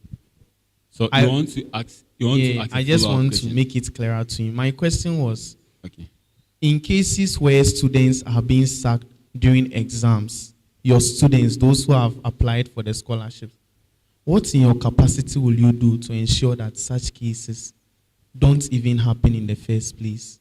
That when they are being sacked, you can explain to management that they are on the scholarship scheme. Yes, they are on the scholarship scheme. Yes, ma'am. For that, I can't tell, but they are being sacked.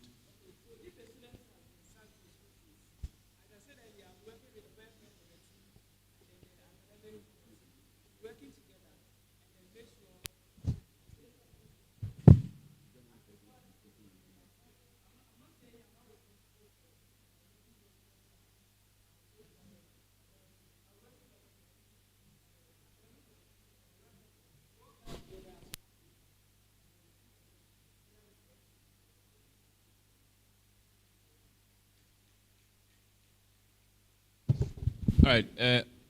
His Excellency Kotoka, can he listen to you? The Speaker, the House. I am Honorable Kotoka Evans Tony, a student rep from School of Medicine. I want to know what you'll be bringing on board, like as the head of the scholarship program, what your personal objectives are at the end of the day, not in collaborations with the academic or the SRC president.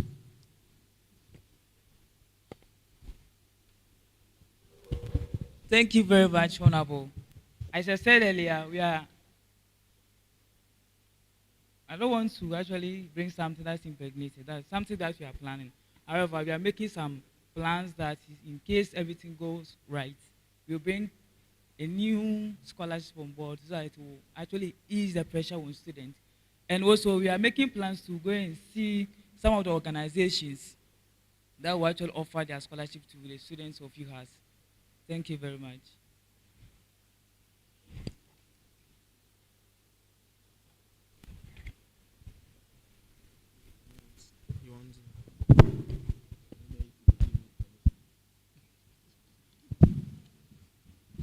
An honorable member is on the floor. Okay. Honorable member, you may proceed to make your input. The Chair of the House. My name is Joseph Adro. Please, I want you to tell us or convince us why we should accept you for the portfolio that you are coming in for. Convince us for that. Thank you very much.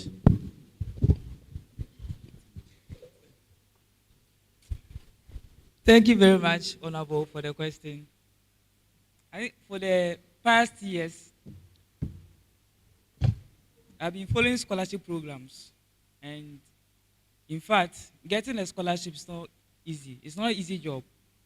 You need certain information, certain guidelines before you can actually win those scholarships. And Honorable said competency is very important when you are selecting a committee chairperson. And I've been following this organization for a long time. I've acquired some skills that we can actually assist students in the application process. And then also, achievement also part when it comes to competency. You cannot say you are competent without any achievement. I have records that have assisted students who are on scholarship right now. The matter of fact, if you want the proof, I can show it to you. So we can't say you are competent without evidence. Thank you very much.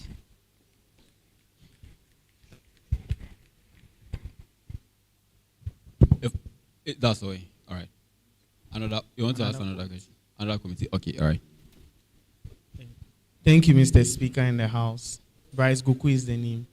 I think the PRO, I don't know if one of their major functions is in terms of publicity and also, just publicity. But I think on any usual day, we have had lesser numbers of media houses gracing our programs. And I feel that's a challenge for an institution that is 10 years old.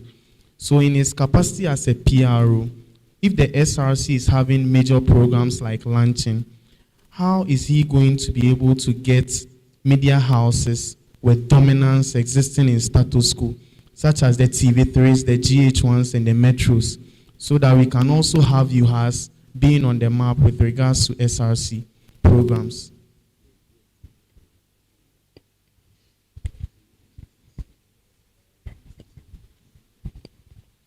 Thank you very much for the question. My name is Eugene. Okay, so to answer your question, the PRO can't work alone. That's why there's also a public committee available. So we work with them. Now, mind you, these media houses, they are there for us. So if you write to them to advertise our program, or we inform them about this, what you want to do, and make them come here, you can put something on board that can help them come here. So the best thing we can do is we find something that they will benefit from us, and we can also benefit from them. So in that way, we can get media houses here. For example, our past dinner that we had in collaboration with authorities, we're able to bring Adom TV rep there. Okay, so in that same vein, to an SRCS program, together with the publicity committee, we can write to them to help us, and then they come here, and then we can advertise for the school as well.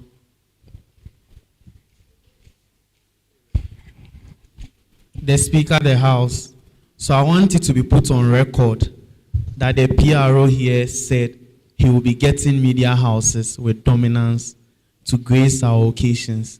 In case that's not done, I'll seek for your wisdom to remove him as the head of that committee. Thank you very much. Thank you very much, Honorable His Excellency. Right, that's very wonderful. And I personally, okay, and Honorable Member wants to ask a question here. All right, I will come. Yes, please.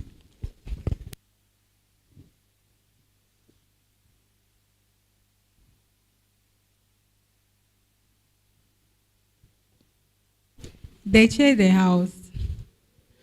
My name is Anku Daina. I'm the Federal Women's Commissioner. My question is directed to the Scholarship Committee head.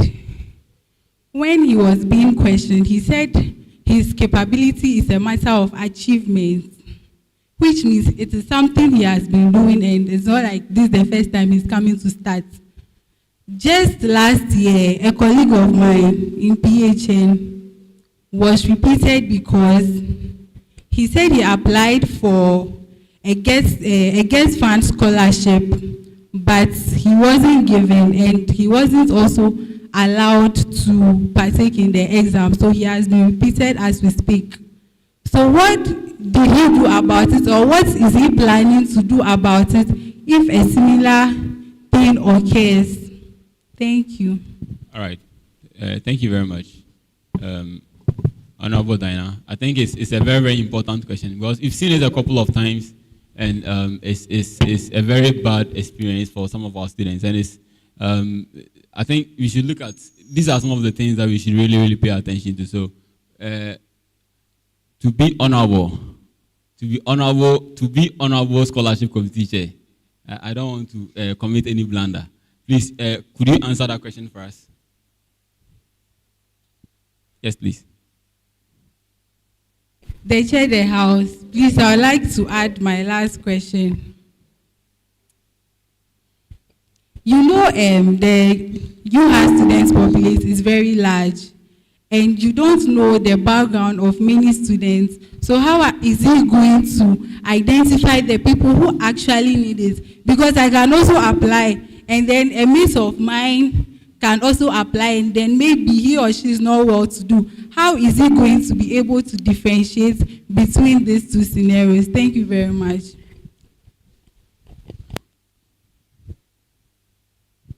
All right, thank you.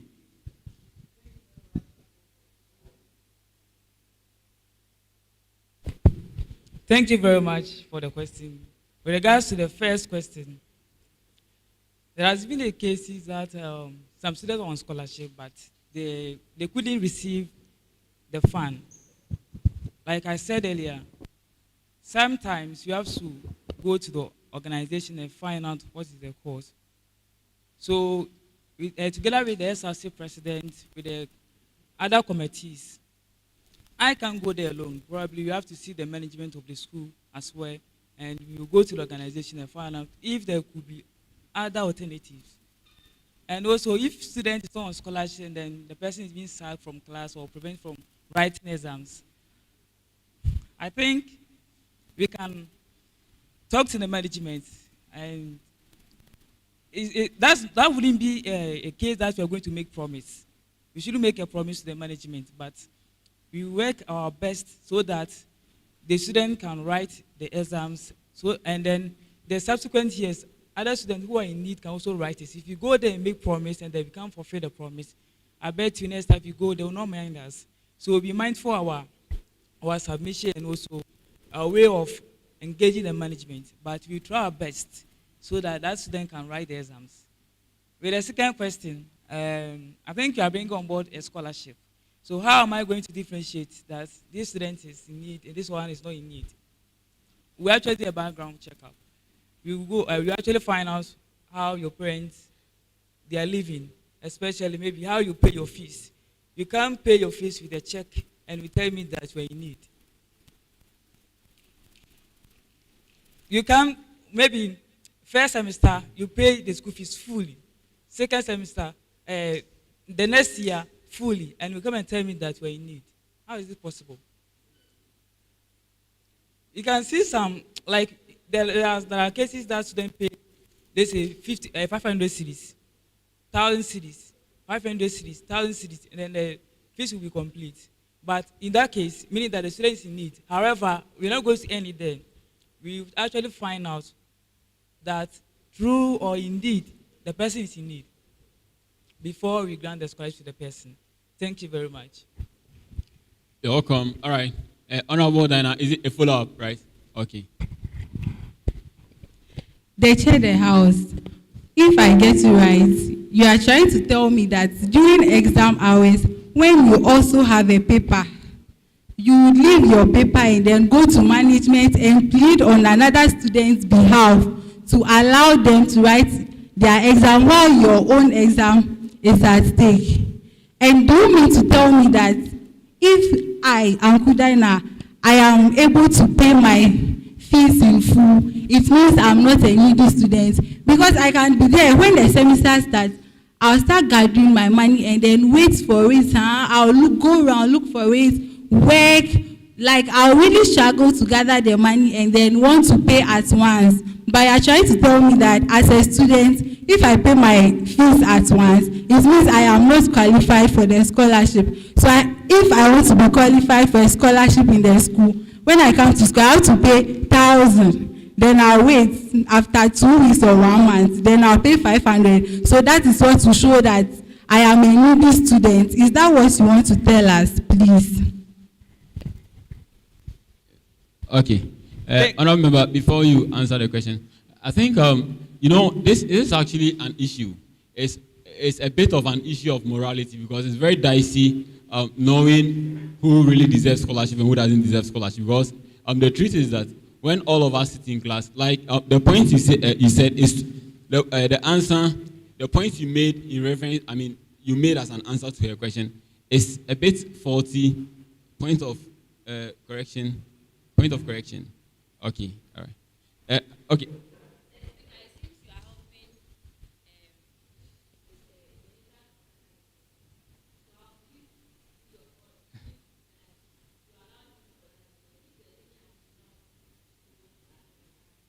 Okay, all right. Thank you very much, Honorable Member. What I was trying to do, I won't say it again though, but what I was trying to do was to make us understand the issue properly. But since an Honorable Member is calling me not to talk, I think I would have to do that. So, Honorable Member, you may proceed with your question, with your answer.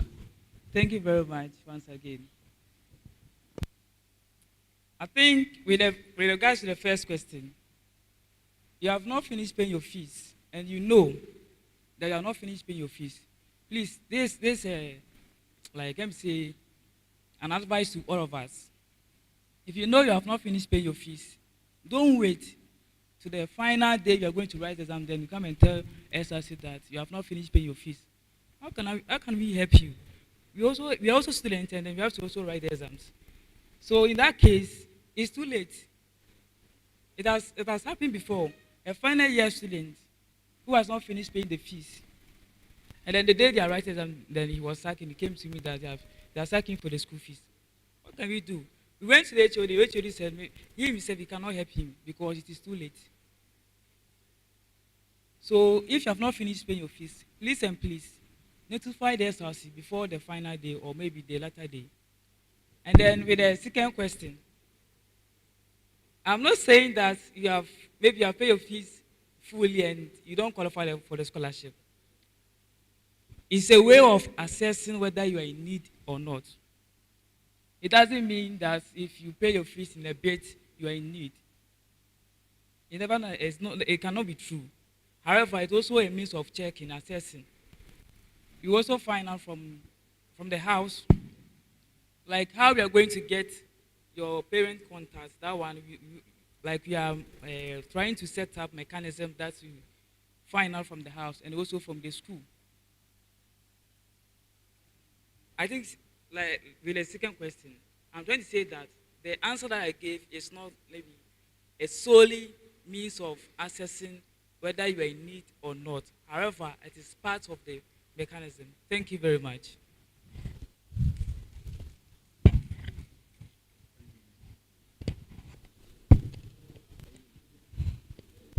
Question? Further question? Okay. All right. They share the house. To the best of my knowledge, I think he has a lot of work to do on this whole scholarship issue, because if I am presented that this is my committee head for scholarship, so I should see him for clarifications and other things. I don't think if I am giving this kind of answers, I'll be even convinced that I'll be nominated to be qualified for the scholarship. So I advise he goes to read further so that I can't tell about the others, but so that I can be convinced and then apply for a scholarship in his committee. Thank you very much. All right, thank you very much, Honorable Member. So, Honorable Proposed Scholarship Chair. The Honorable Member is saying that she is not convinced with your answers and that you should do a bit of homework and really look at things very well. So,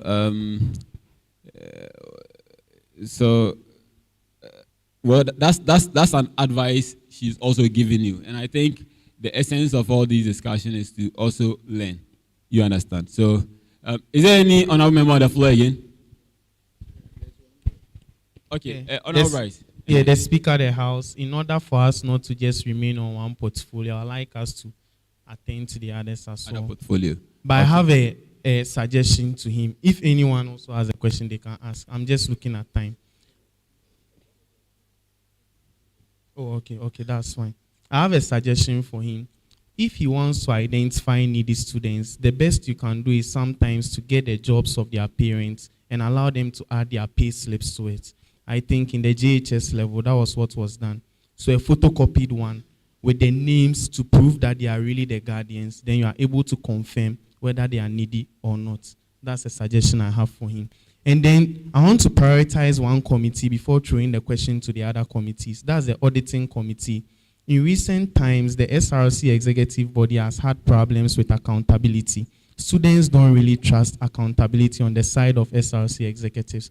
So I want to know with the head of the auditing committee how he's going to bring out his documents, his facts, to prove to students that indeed some SRC executives were not spending our money.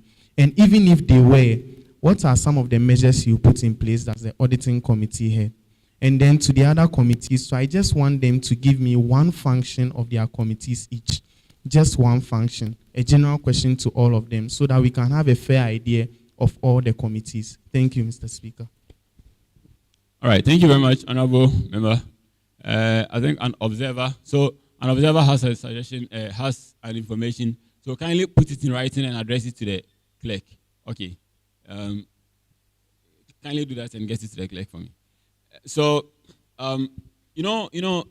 regarding scholarship, this whole scholarship thing, it's a bit dicey, and at times, like I mentioned earlier on, at times a bit of morality comes in, that you, the individual, through your right conscience, you're on scholarship, or you can pay your fees. You don't do that. And it's something that's not just linear. It's a bit dicey, like I keep saying, because you may have a student whose parents can even afford their fees. They'll use their fees for investment, for other things like sport betting and all that. Not like their parent, not that the student is a needy student, but then they misuse their money. So it's a whole lot of dicey situation. You have some on campus being attacked by claiming that they've been attacked by tax and all that, but to verify how true that it is also an issue. So the issue of payslip, I mean, it's a good suggestion.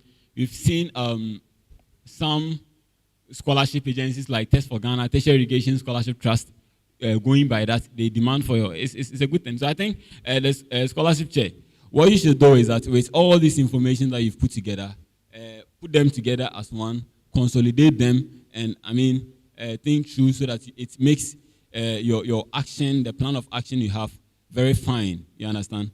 Like I keep mentioning, the essence of this conversation is to get the best for students. So it's like they've asked you a lot of questions. Don't think that. It tells you that the work on your shoulder is not a small work. You understand? All right. So the next question was directed to the audit chair. So the audit chair, you may proceed to answer that question. So thank you very much, Honorable Member, for your question. I'm Daniel Seshi. So, like you said, it's very true that over the years, we've heard complaints of students complaining that their monies have been stolen. Yeah. So I believe that for every problem, a solution starts from the basis. So, as a single person talking without my committee at the moment, I believe that forming the committee as one thing, the first point, is very crucial.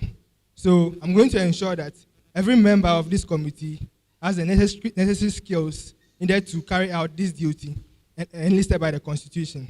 Number two, I also believe that I've seen through the various audits that have been going over the years that people will be asked to present their documents like, let's say, receipt or invoice, and those things are delayed. One of the things I would like to implement is that henceforth, if I am given an opportunity to be the chairperson for this committee, immediately a program has been held. Few days, a duration will be given based on the discussion with my committee members. The duration we see reasonable. That can be there for a person to be able to present the necessary invoice or receipt. That day will be set. That duration will be set over there, so that these people will provide the necessary receipts within that duration, and it will be kept under due surveillance. Yes. So we won't be waiting for maybe at the end of a semester or the second semester for now. We will now be asking you to present this, present that. No. Immediately you are done, you present. And we will be doing an analysis throughout the whole semester. And when the time is due to call you for accountability, we will carry out our duty. All right, Honorable.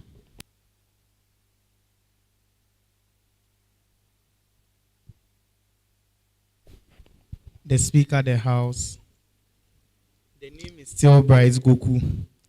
Let it be put on record in this House that the Auditing Committee Chair on the 10th of February 2024, exactly 2:56 p.m., said every program held by the SRC, right after that program, there will be auditing. Did I get him right? Was that the information? Was that the answer? I'm clear.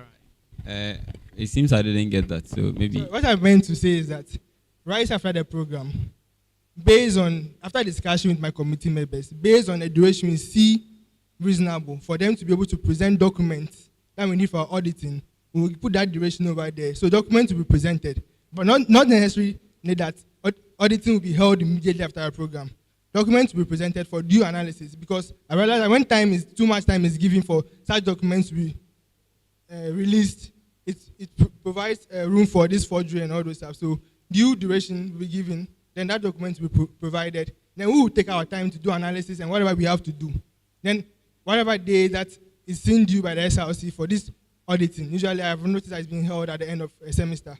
So then we will carry out our duty at that time. But we want the document to come early to eliminate any opportunity or room for this forgery and all those stuff to happen.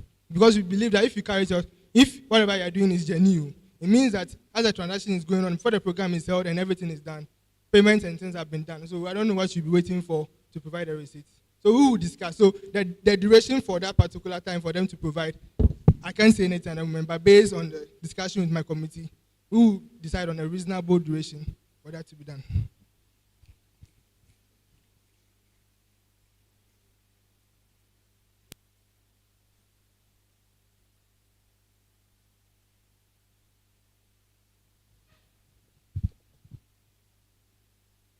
The Speaker of the House, I think myself and my honorable members here still don't get him with his answer.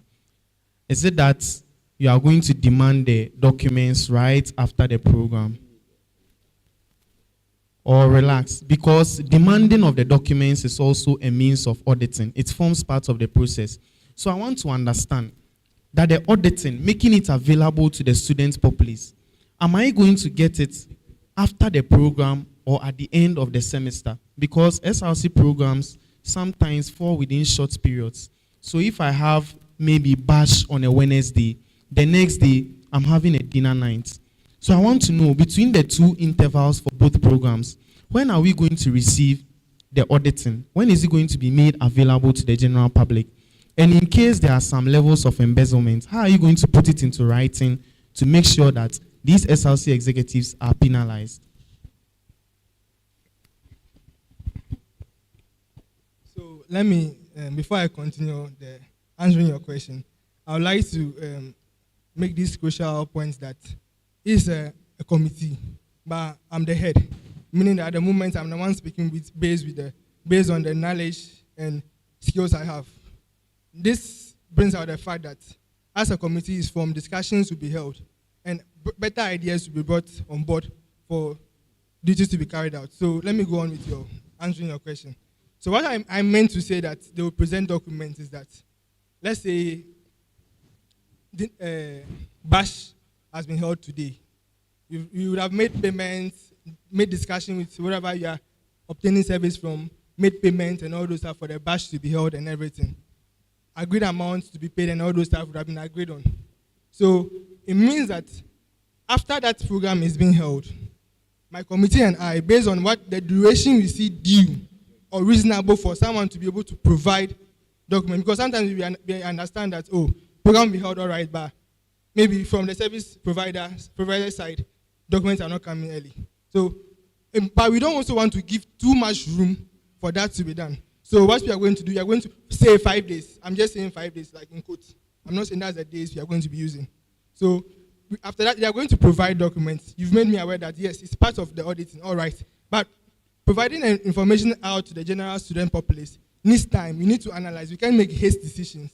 So it means that, let's say, at the end of semester 1, first semester, information can be released out to the general public. I keep on saying, this thing can, yes. So please, can you come again with the last question? Yes. Every semester. Yes. All right. So, further questions, right? Okay. Is it still to the audit chair or to other committee? Okay. They chair the house. Yeah, but honorable member, please, before, if it's to a different committee, let me just quickly add this. I think it came to my attention when the honorable member was asking the questions. So some time ago, I had an engagement with, together with the treasurer, with the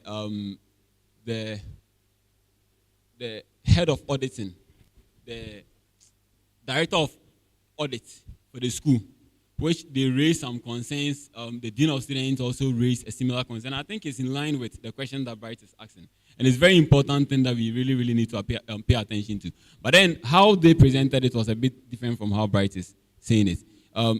Dean of students even made a statement that, she said it categorically, that if any of us demand for money for a project, in order to keep this misappropriation thing that is being tagged to the SRC, because it's a very bad name, it's not a good name.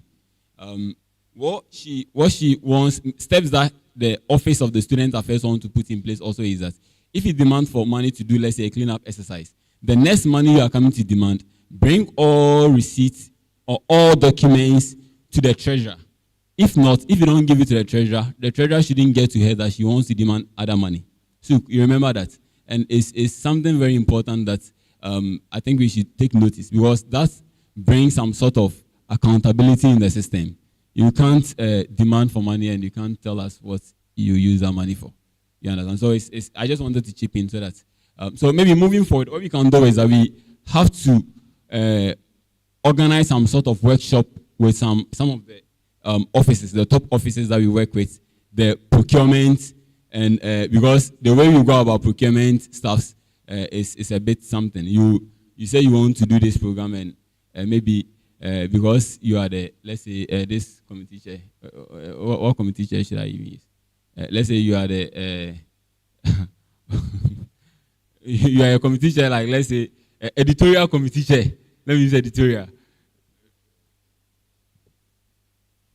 Because you are the editorial committee chair and you have your friend as someone who does something like, let's say, does something like how to write CV. Then you go and catch your friend. I'm coming to organize how to write CV. I'll give you 1K as something to award you. So come and let's organize the program. So you come and do some Kololo moves. We will catch you. We will catch you. It will go through. We will catch you. So those are some of the concerns that were being raised. So can you remember? So we would have to call them here for them to keep this honorable house abreast of how things are being done. You understand? So it's a very important thing. So honorable, you can proceed to ask your question. And I gave us 20 minutes to do this exercise. You're already at 5, and we are still nowhere gone.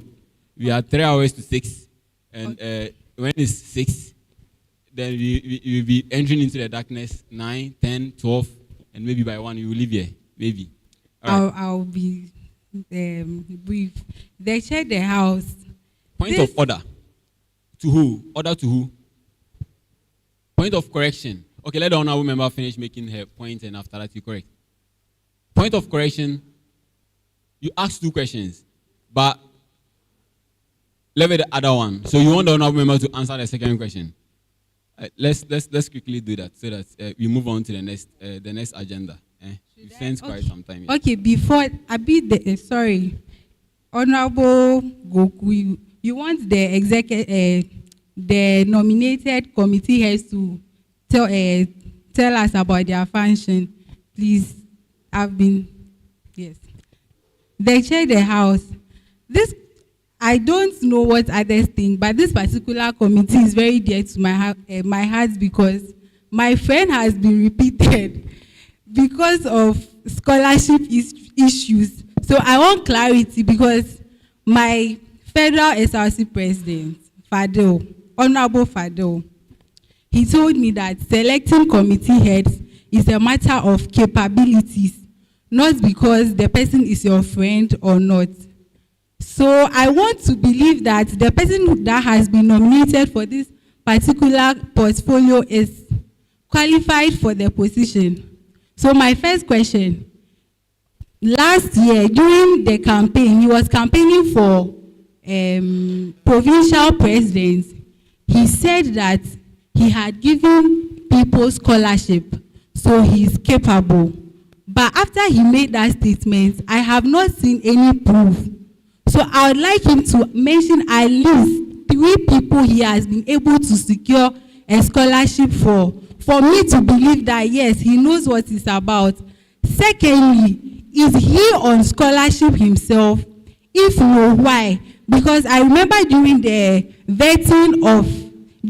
vetting as an aspirant for provincial president, he said a time came he couldn't pay his fees because of some financial issues. So I want to understand why, as a scholarship committee head, you were not able to secure a scholarship for yourself, but I want me to believe that now that you are committee head, you can secure a scholarship for me. I hope I'm clear. Thank you very much. All right, thank you very much, honorable member. Point of order. All right, okay. The Speaker of the House. My name is Christian Agbowabi, the local house president for whole provincial. And I think the federal Quorum is taking things so personal, retrospectively. These are issues. Myself, I have assisted about 30 students to secure scholarship, but I'm not on scholarship. Do you get it? So for you to accuse somebody,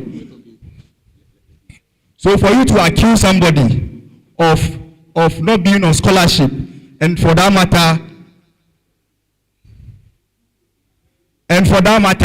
saying that it is not true, or you don't support the view that he has been able to help students to secure scholarship. Mr. Speaker, you and I know the number of students we have assisted to secure scholarship in UHAS.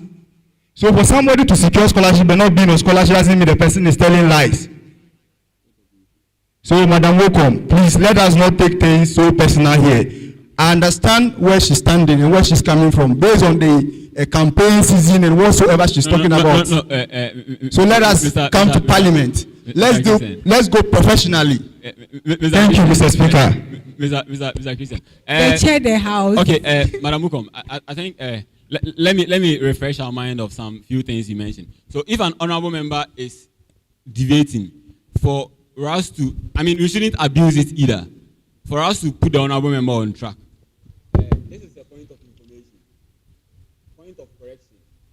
So if you give this to the honorable member has to land before you correct or you give the information. If the honorable member is deviating and you want to put them on track, you go like this. You understand? So if you do this, it means the honorable member has to stop wherever they are for you to be listening. But if you abuse it, the House will punish you. You will punish you. Prescribe a punishment. So let's not abuse. All right. So they chair the House. Thank you very much. I'm very glad that UHAS based TV is streaming this session. I did not, for any reason, say that the nominated committee head was telling lies.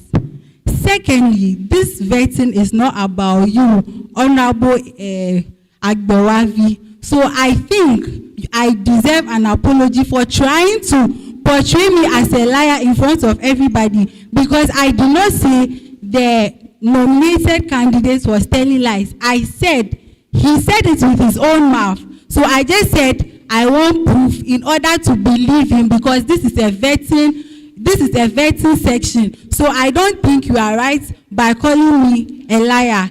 And if for any reason, I would like UHAS based TV to rewind my statement, because I never said anybody was telling lies here. I just needed confirmation so that I will trust candidates that, as he's the scholarship committee head, he can do the work for me and can also help me get my scholarship. Thank you very much. It is not about personal sentiments. All right. Thank you very much. I think all of us have made our points clearly understood. And like I keep mentioning here that I think that was the first statement I mentioned in this house, that this house, the ultimate reason for discussions and deliberations in this house is in the interest of students. So when I sit here and maybe there is an issue and even I don't want to call someone because someone is causing mischief and I don't want mischief in my house, and I want order in my house, and I don't want to call the person. I think it's even in the interest of students, it's interest of this house, and interest of even the students in this campus. So the essence of all conversations we are having here is for the interest of students. So I think we should be guided by those boundaries and let's live within it. I don't want a situation where I remember. I think it's some way. I once stood in front of Parliament to make a statement where someone told me that, Father, you are being emotional, and I think it's for some way because many of them are making my point. Someone said I'm being emotional. So I think we should be guided by the fact that we are within ultimately. Acting in the interest of students. So let's be moderate in how we go about it. You understand? So, Honorable Diana, would you want the Honorable? I think what Chris said, what Honorable Christian said, it's a mixture of things. Yes. That I would want to take the part that I think this house wants and not take the part that this house. And also maybe some comments you also made is a mixture of things. So I think what Chris maybe what if I understood you right, it's like you are saying that we can give scholarship without a person being on scholarship. Okay, you can assist people to get scholarship. Honorable Dana, was that the answer you were expecting? No, please. I was questioning him based on what he said, not what I sat down to form and say. And they shared the house. Yeah. So if I understand you, you want him to defend what he said? Yes, okay. To help me be confident in him that yes, the man for the job is holding his position. Also, I demand an apology from Honorable Akris for saying that I am trying to lie and then I'm trying to be sentimental, because if he wants to go into this deeper, he would also be found wanting. And I would like the Honorable House to know that my questions are based on the interest of students, because this is my colleague that has been repeated. During graduation, he's not going to be part of the year of graduates and all that. So this is something I wanted him to clarify, and I don't think Akris did the right thing by saying what he said. Thank you, Mr. Speaker. The Speaker of the House. No, Mr. Christian. My name is Christian Agbawavi. Mr. Christian, I understand that. I think this is my house, and I think I have to give someone a permission to talk. This is my house, right? Yeah, this is my house. So, Mr. Christian, I'm coming. You call for a point of order, right? But then before we go there, I think I have to make the honorable member also say something about what point of order. Okay.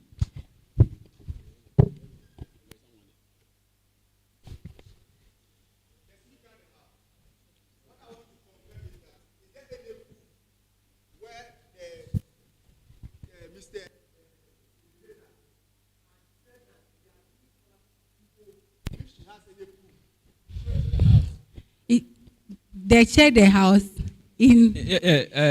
Honorable Dana, I think I should call you before you talk. This is my sorry, house. Mr. I think Speaker. I've been reminding us that this is my house. I'm sorry, Mr. Speaker. Okay, I'm coming. I'll call you. Honorable proposed chair for scholarship. Do you have anything to say on this? No, answer my question first. Do you have anything to say on this? You do have something. I'm giving you 10 seconds. Say what you have to say and we move on. In 10 seconds. Please, the chairperson and then the house. I've never said anywhere that I've given someone scholarship. However, I've assisted a number of students to attain scholarship. And then also, there was another question. We had another question. What was the question? There was an instant that you were not able to pay your fees. And I'm like, if you say that you'll be giving scholarship to people, I think is everything okay? Paying school fees and not paying school fees is not subject to a scholarship. I'm saying that whether I've paid my fees or not is not a matter of a scholarship. You can pay your fees without scholarship. However, a scholarship can also assist you to pay your fees. All right, thank you very much, Honorable Scholarship. An honorable member wants to talk here, but before we do that, please, we've spent so much time on this. You've spent close to an hour on this. This is an exercise that this house agreed with me that you are using 20 minutes to do. So without much ado, unless you want to ask, maybe I'll give just one or two, maximum 2 opportunities. I'll take 2 questions. After that, you proceed with the business of the house. So 2 questions. I won't take more than that. And we are doing this exercise in the next. It's now 3:17. In the next 3 minutes, 3:20, I'll close the topic on these objections to any of the speaker, any of the committee chairs. 3 minutes. We are stopping that. So let me call the honourable member. There is an honourable member has the hand up here. Okay, let's listen to you. Yeah, the Speaker of the House, Bryce. Be very quick and very brief. I'll be very brief about this. I'm a bit sentimental too about this. Mr. Speaker, when a member of your House, a honourable member, raises an argument that she has been disrespected, I think you need to address that before any other business. We are vetting individuals for chairperson committee roles.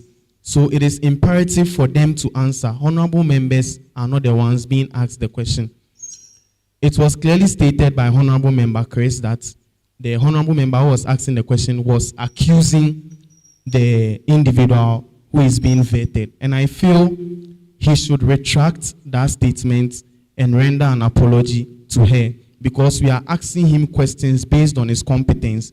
And the reason why we are concerned about this committee, if you realize per the arguments, is because of students being sacked constantly during examination periods and the harm it has caused students. This is a committee with so much degree and priority when it comes to the SRC.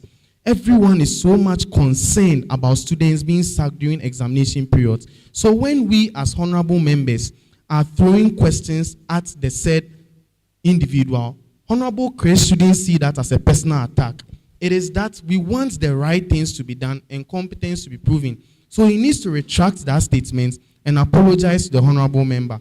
Moving forward, my second question I made earlier hasn't been answered. I want every single member of these committees to give us just one function of what their committee is expected to do. Then we end it for this session. Thank you. Thank you very much, Honorable Bright. Thank you. Your questions are very well noted. I think you ended your statement that then we end the session. I determine how we end the session. Please. Sorry, right, Honorable Speaker. I apologize for that. Apology accepted. All right. So you made mention that the honorable member says she was insulted. Was that a statement? Was that what he said? They shared the house. I asked that he apologized for the statements he made, because I didn't say that. So he was accusing me. Please reference the statement and he would capture that. Reference the statement he made. He said, I am calling the committee nominee a liar, which I didn't say. UHAS TV is recording it. We can always rewind to play that part. Thank you very much. So this is very simple. I think this is very simple. Mr. Christian, His Excellency Christian, the Honorable, I sat in this chair and I didn't hear the Honorable member call the scholarship chair a liar. So let's kindly retract that lie and let's move on. The chair of the House, with all due respect, if anyone has to render any apology, I think it's the federal who come. She's misleading us. She was misleading us, actually. She was giving us information that has no proof. That the honorable member stood somewhere and said that he has given scholarship to people. We are all assessing the competence level of the nominee, and based on the information you are putting out there, and based on the answer he gives, that is what we assess him on. You are not the only person assessing him based on the question you are asking him. So you are misleading the House. So I think if anybody should render apology to this House, is the honorable who come. Thank you. They chair the House. That is why I said UHAS TV should replay the whole conversation and then would see the, because I said he should give me proof. So he had the opportunity to defend himself, which he didn't. So I don't know how Honorable Chris has become a scholarship committee nominee to be answering questions on people's behalf. Yes, I accept that what he did was wrong, and I inquire him to render an apology. That is it. I did not mislead anyone. I just wanted clarification from the nominee for my students as federal will come for both Ho and Howe campus. Thank you very much. I think the understanding is clear enough. We are not going to talk about this again. So, Mr. Christian, this is very simple. Honorable Wukom said she did not say that. Maybe you didn't hear that.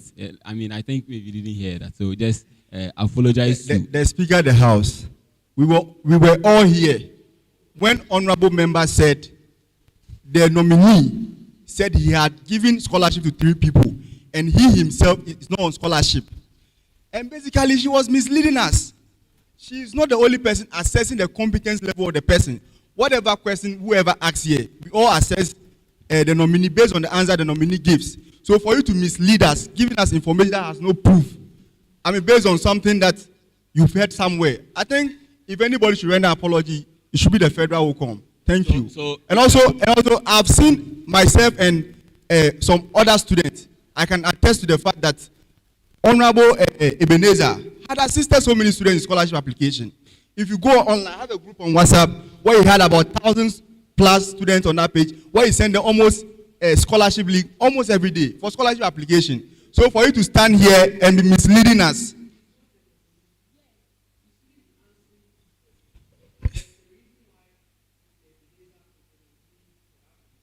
Please, let's all resume our seat. Let's all resume. Thank you, Mr. Speaker. Let's all resume our seat. So this, Mr. Christian, I think there is a bit of misunderstanding here. Let's not go back to this this again. Mr. Christian, you, Mr. Wukom, feels like the statement you made, she's not happy with it.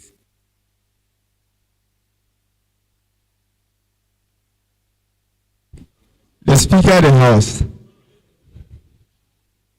I want to, you said I should retract the statement, right? Sure. Thank you very much.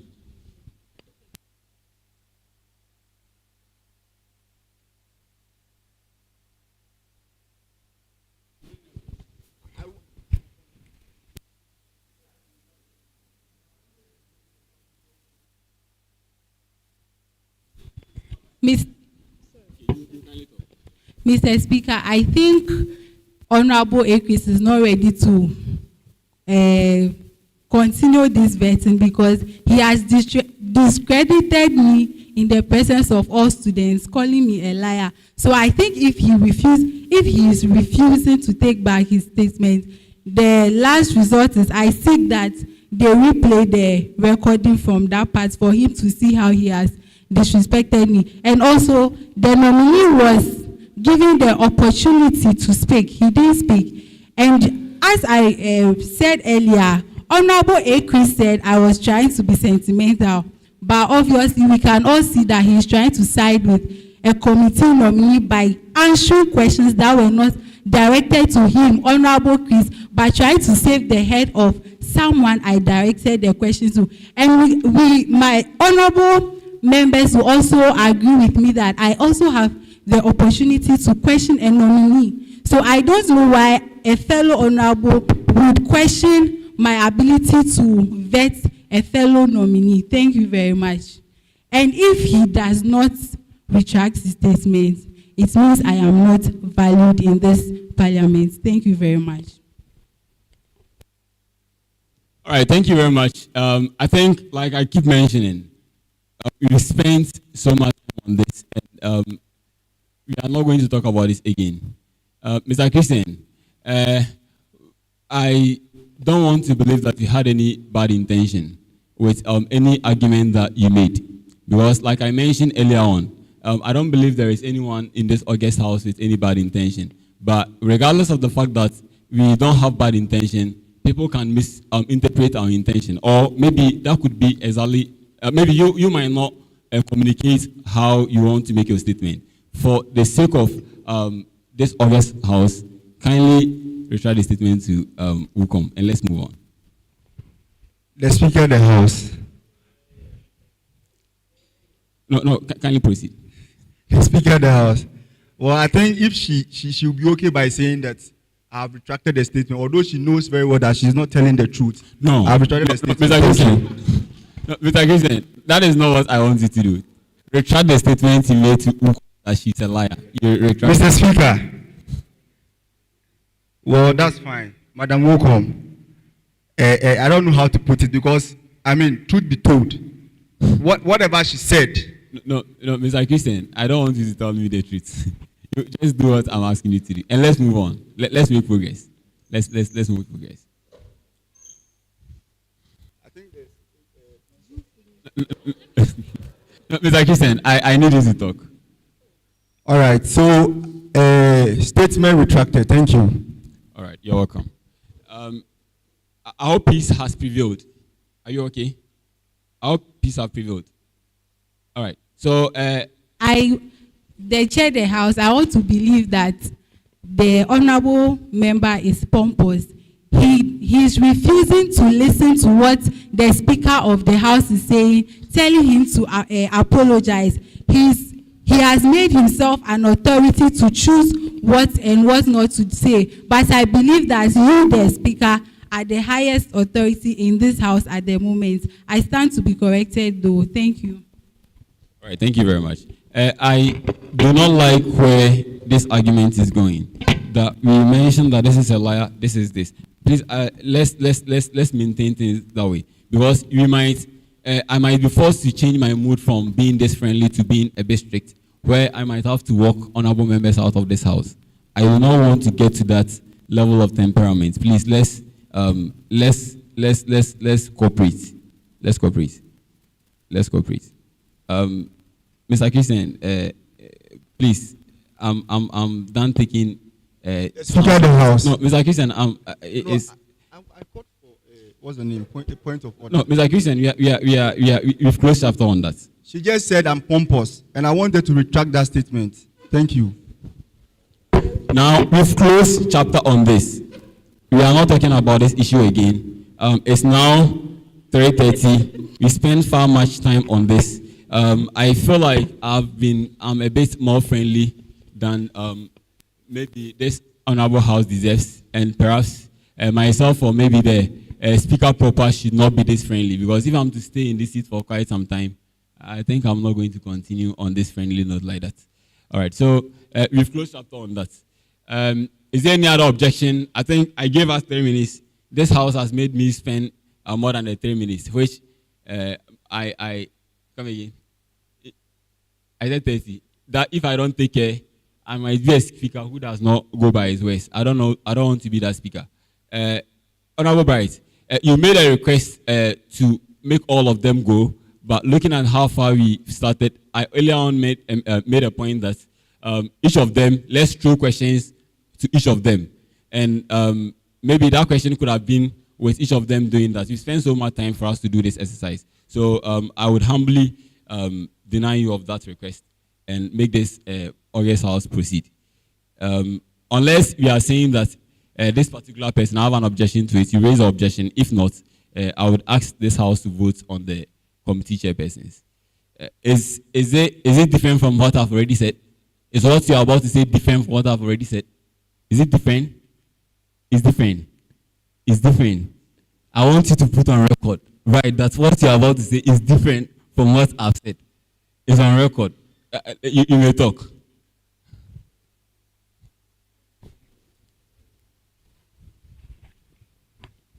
The Speaker of the House, you are the wisest in this room, the wisest. Let me state that on record. Thank you very much. And I believe in your wisdom. You should consider certain suggestions by your honorable members. There are some ad hoc committees that I personally don't know their roles. For it to be stated on record that I sat here to approve such committees' heads without knowing their roles, I feel that would be very insulting and disrespectful to me. I just want to know their roles, even if it's 10 seconds each. With all humility, Mr. Speaker, 10 seconds each I'll be grateful for that. I just want to know their roles because, as clearly stated by the CJ, there are some committees that are not captured in the Constitution. Honorable Bright, you see, in order to address this point you are making, that was the reason initially I made mention that if there is a committee we want to direct, if this is a committee you feel like you want to know something, direct it to the committee that you are this, tell us this. Then we move on. But if you have to do this, you and I know that the 10 seconds is not possible. Mr. Speaker, there are even some committees I don't even know the names. Not everyone I don't know the names of the committee. So, Mr. Speaker, how am I going to address my questions to such committees? The individuals here, the nominees here, they have so many committees they are heading. I don't even know the names. So the names that I know, they are the ones I've asked the questions. Those that I don't know, I don't want them to go back and be dormant. So you just give us that grace in your wisdom. 10 seconds each. If they are exceeding, you stop them in your power. That's just all I want to know. Just to tell us one function, then we are done. Thank you. So how many people we have here? Let's say we have 40 times 10 seconds. That's how many? 400 seconds. Convert it to minutes, and someone should convert to minutes for me so that I time ourselves and you do this exercise quickly. That's how much?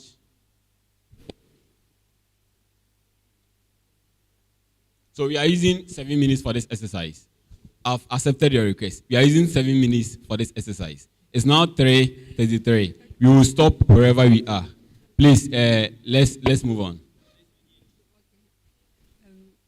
So the 7 minutes. I'm Sally Umu, and the committee chair of the exchange committee.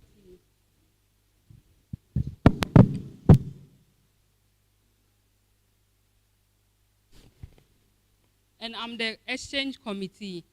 And the work of the exchange committee is we are in charge of the marketing and trading on campus, especially when it comes to SRC programs. Yeah, we make sure that the sellers during the sellers who come for this program do the right thing and don't go contrary. All right. So next person. The Speaker of the House. We have I'm Defo Solomon. I'm the chairperson for School Fees Committee. So we will work with and through the right management and authorities to get breakdown of our school fees for the student, and also serve as an intermediate between the account office and the student, where we give them information pertaining on how to go about the payment of their school fees. Thank you. Right, next person. Please, I'm Peter Vojagbe, and I'm the chairperson of the sports committee. I'm Peter Vojagbe, and I'm the chairperson of the sports committee. And the sports committee oversees the organization of all SRC-related sports activities on campus. All right, next person. I'm in the person of Amuzu Jude, chairperson for Transport Committee. I have to make sure that all the buses are maintained, and I supervise, monitor, and see to the day-to-day administration of transportation in the school. Thank you. I'm Doreen Annan, and I'm the chairperson for sexual harassment. And I'll be sexual harassment.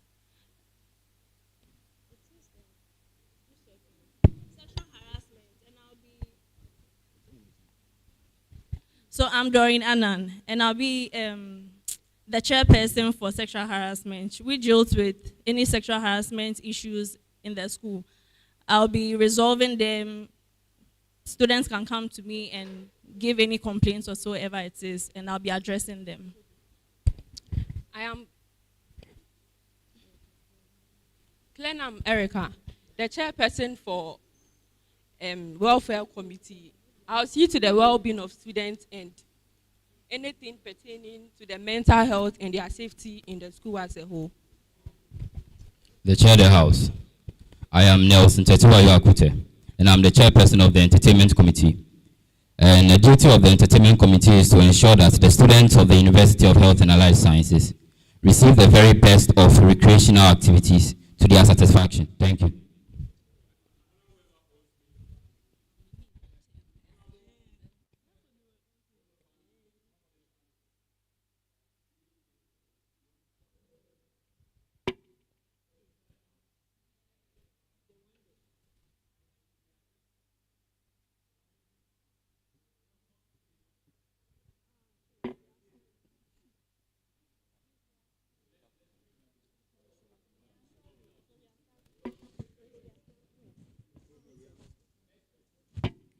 I'm Princess Abna Sapon, a nominee for Health and Sanitation Chairperson.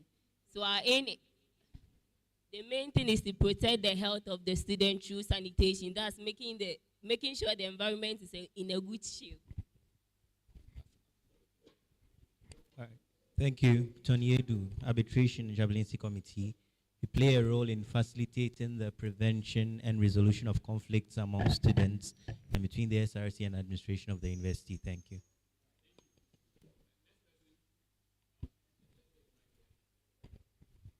Okay, so Michael Akuka, nominee chairperson for sponsorship. I'm Michael Akuka, nominee chairperson for sponsorship.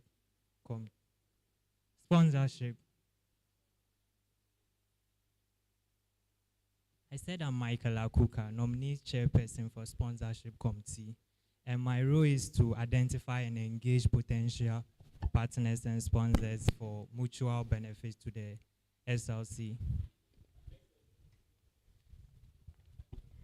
So I'm Prince Dogbe, and I'm the proposed chairperson for the projects and programs committee.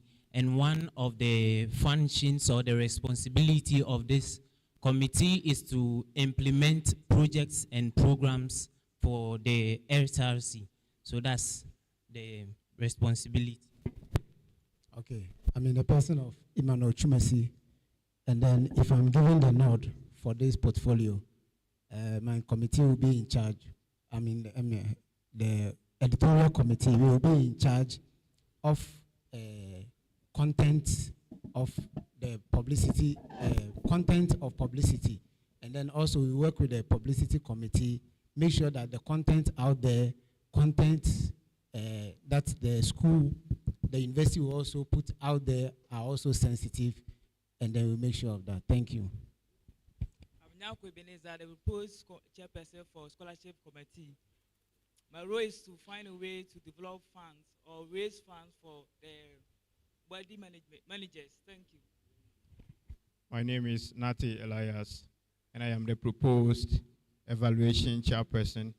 And it is my duty to assess the activities of the SRC, the various chairpersons in the SRC, and to make sure that everyone is on top of his or her work. Thank you. I'm Daniel Poku Jemfi. I'm the Council of State. One of my duties is to make sure that there exists the co-harmony and proper communication, and also make good input during decision making for the students. Okay, I'm Akko Justice, the nominee chair for Security Committee. One of the functions of the Security Committee is to collaborate with the security personnel, the administration, and local authorities to ensure and foster a safe environment for all students on campus. Thank you. Point of order. The chair in the house. My name is Idris Abbas. As Mr. Speaker said, he gave us 7 minutes and it's time.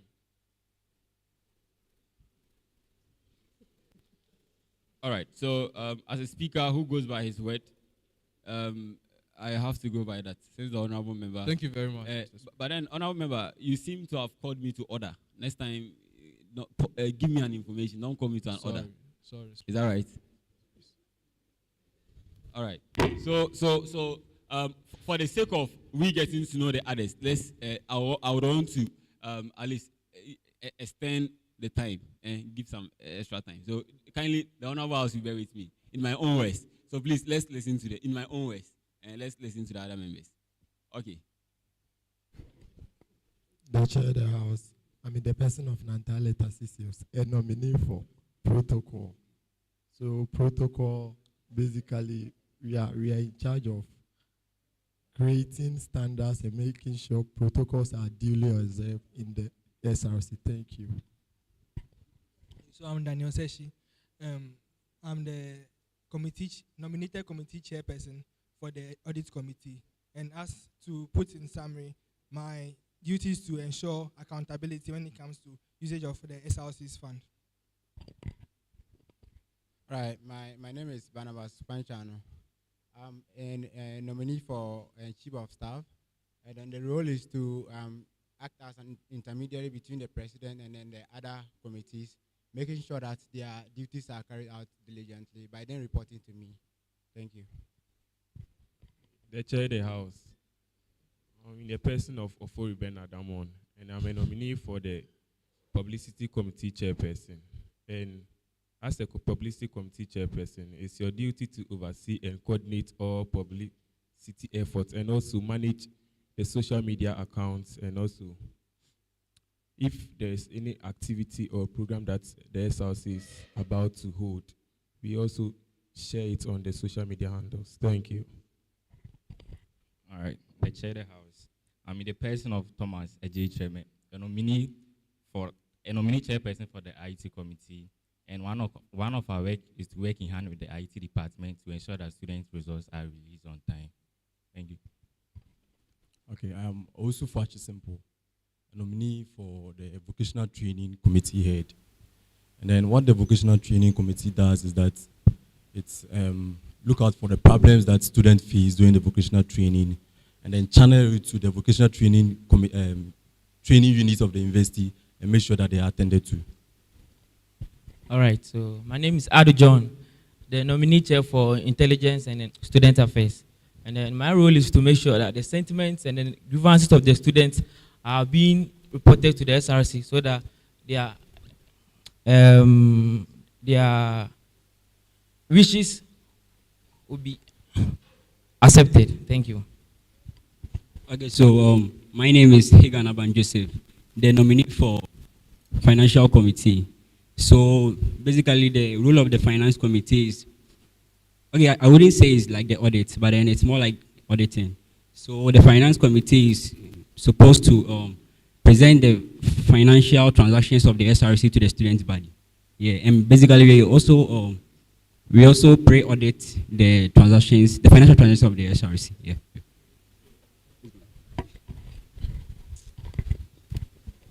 The chair of the house. My name is Isaac Nyamen, a nominee for Academic Affairs Committee Chairperson. Basically, my duty is to receive all complaints made by students concerning their academic activities, then provide the necessary resolutions. Thank you. The chair of the house. My name is Dusi Dixon. I'm the proposed organizing committee chairperson. And please, my work, it's very simple. Today's certain arrangements, organizing and everything, I had a hand in it. So please, that's my work. Thank you.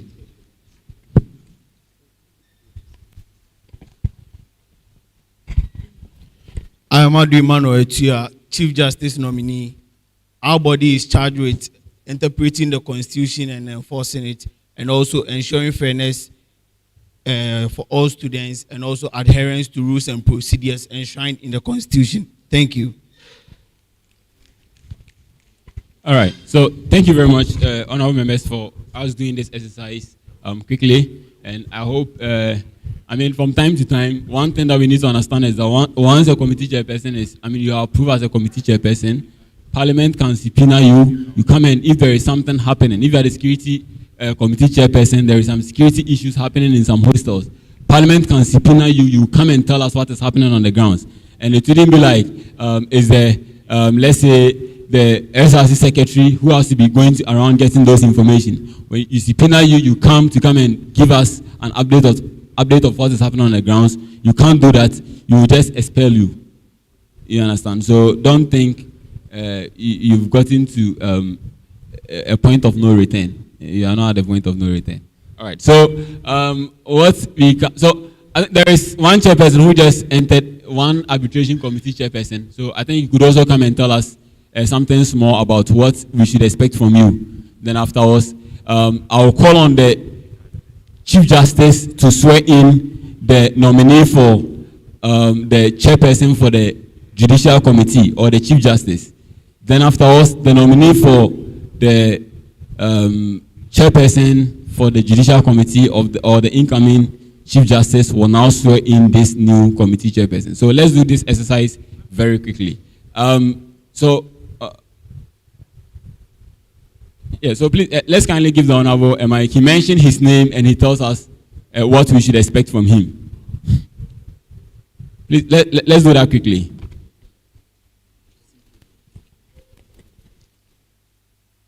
Good afternoon. afternoon. I'm Mohammed Smaila, the head of the arbitral committee or the arbitral committee chairperson. We are supposed to settle disputes which are not supposed to go to court. That is, in case there is any misunderstanding between parliamentarians or executives, they come to us to discuss it so that you have a very equal heads or co-heads. There won't be any problem. So that is basically our, what do you call it, our duty as committee. Thank you.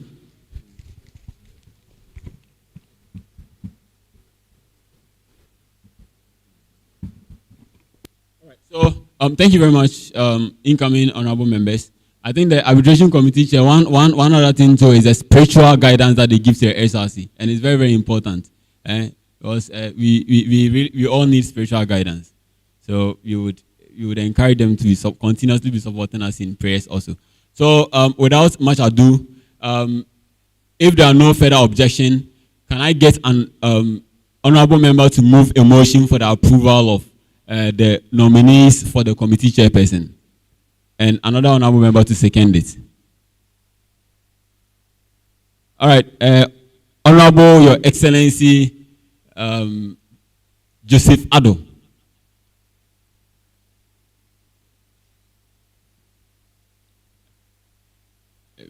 Let's be very quick. The food is getting.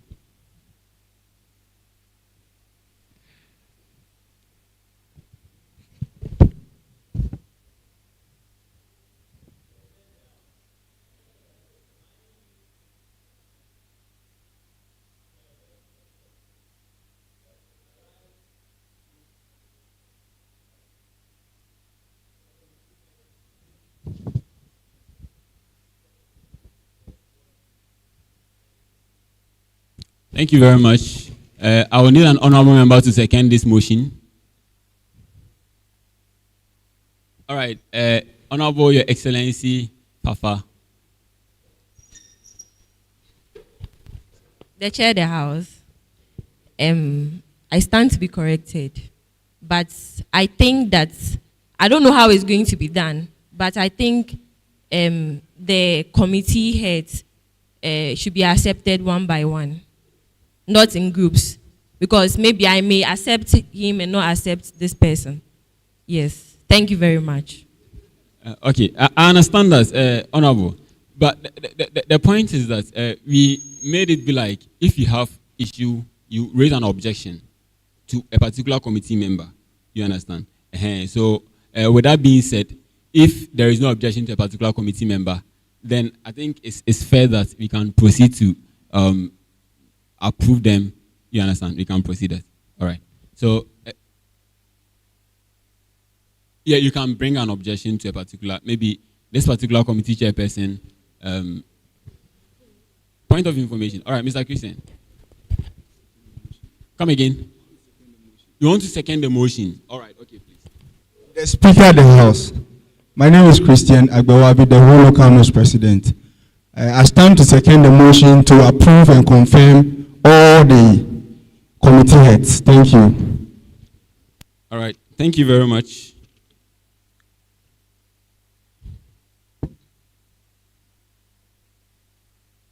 So now you would vote on the members of parliament.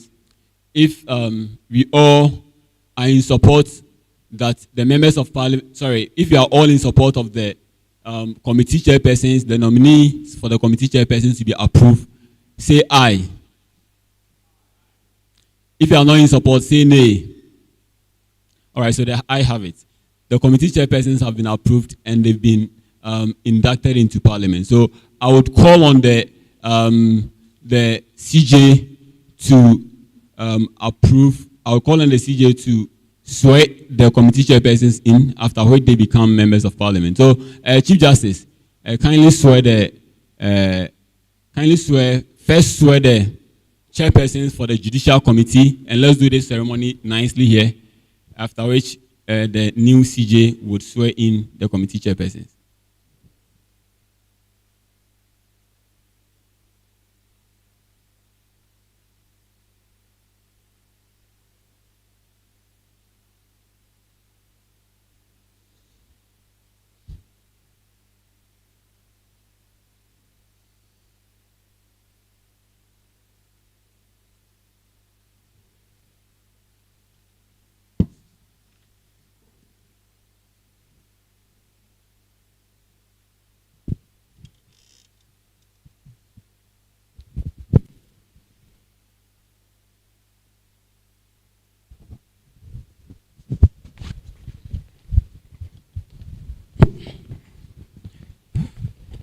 Okay, before I begin, like they say, everything must come to an end, and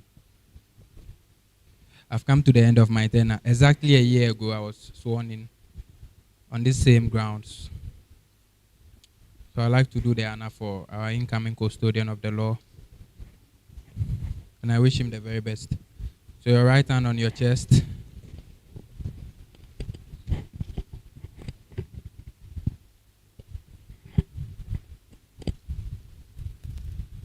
So you say after me, I, Adu Emmanuel Etia, having been appointed as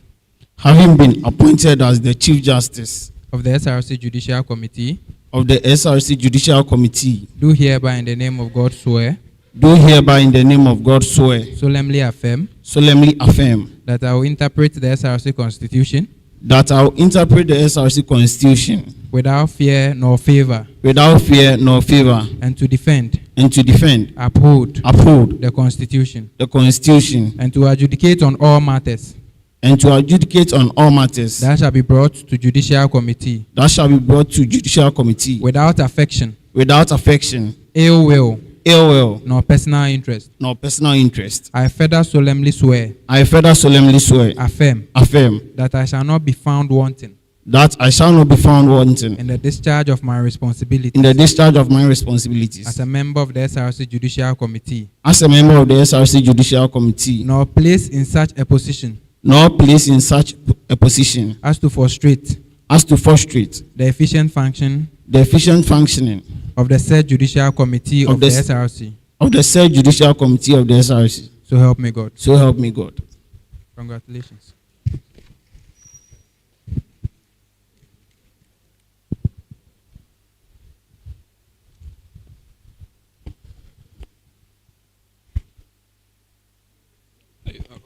Where's the photographer?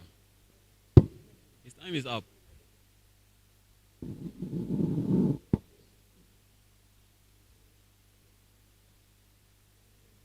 Please, someone should kindly call him back. Let's kindly call him back. Because we are not anywhere, and you close with a French leaf without anybody being in the known. Not even the speaker being in the known.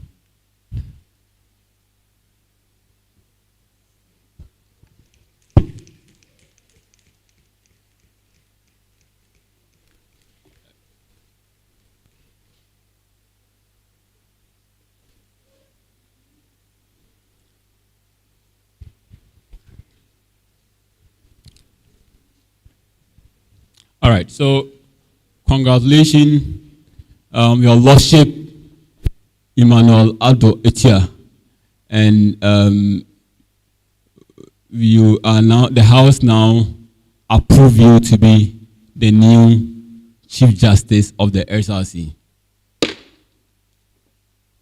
All right, so moving on, the new CJ would approve the committee chairpersons. Then we'll do the ceremony, after which we would approve the Speaker of Parliament. Then we would have some short break and come back again. All right. So, Chief Justice, let's do this exercise.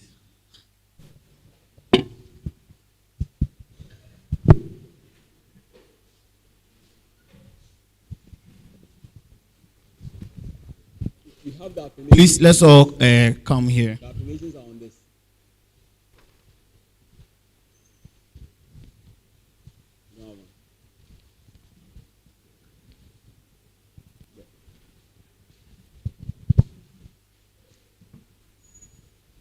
So from Schedule 5 of the SRC Constitution, oath or affirmation for members of Parliament. When you say I, then you add your name. I, having been elected to the SRC Parliament, do hereby in the name of God swear, solemnly, that I will bear true faith of allegiance to the SRC Constitution and uphold, preserve, protect, and defend the SRC Constitution and expose with faithful zeal any act, commission, or omission, or any other matter that would undermine the said SRC constitution. So help me God. Thank you very much.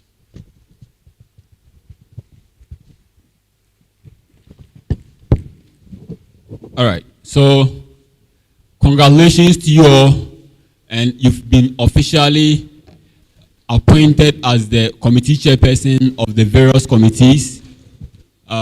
You've also been approved as members of this Parliament House. Now,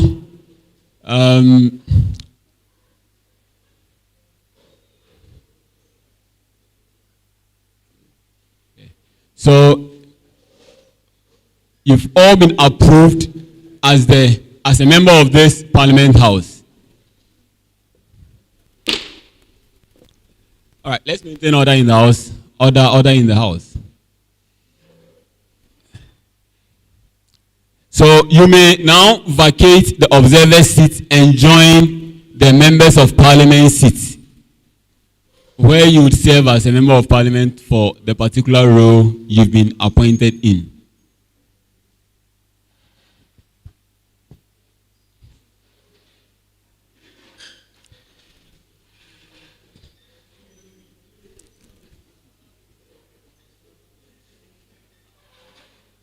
All right, so I believe we may proceed with the next agenda.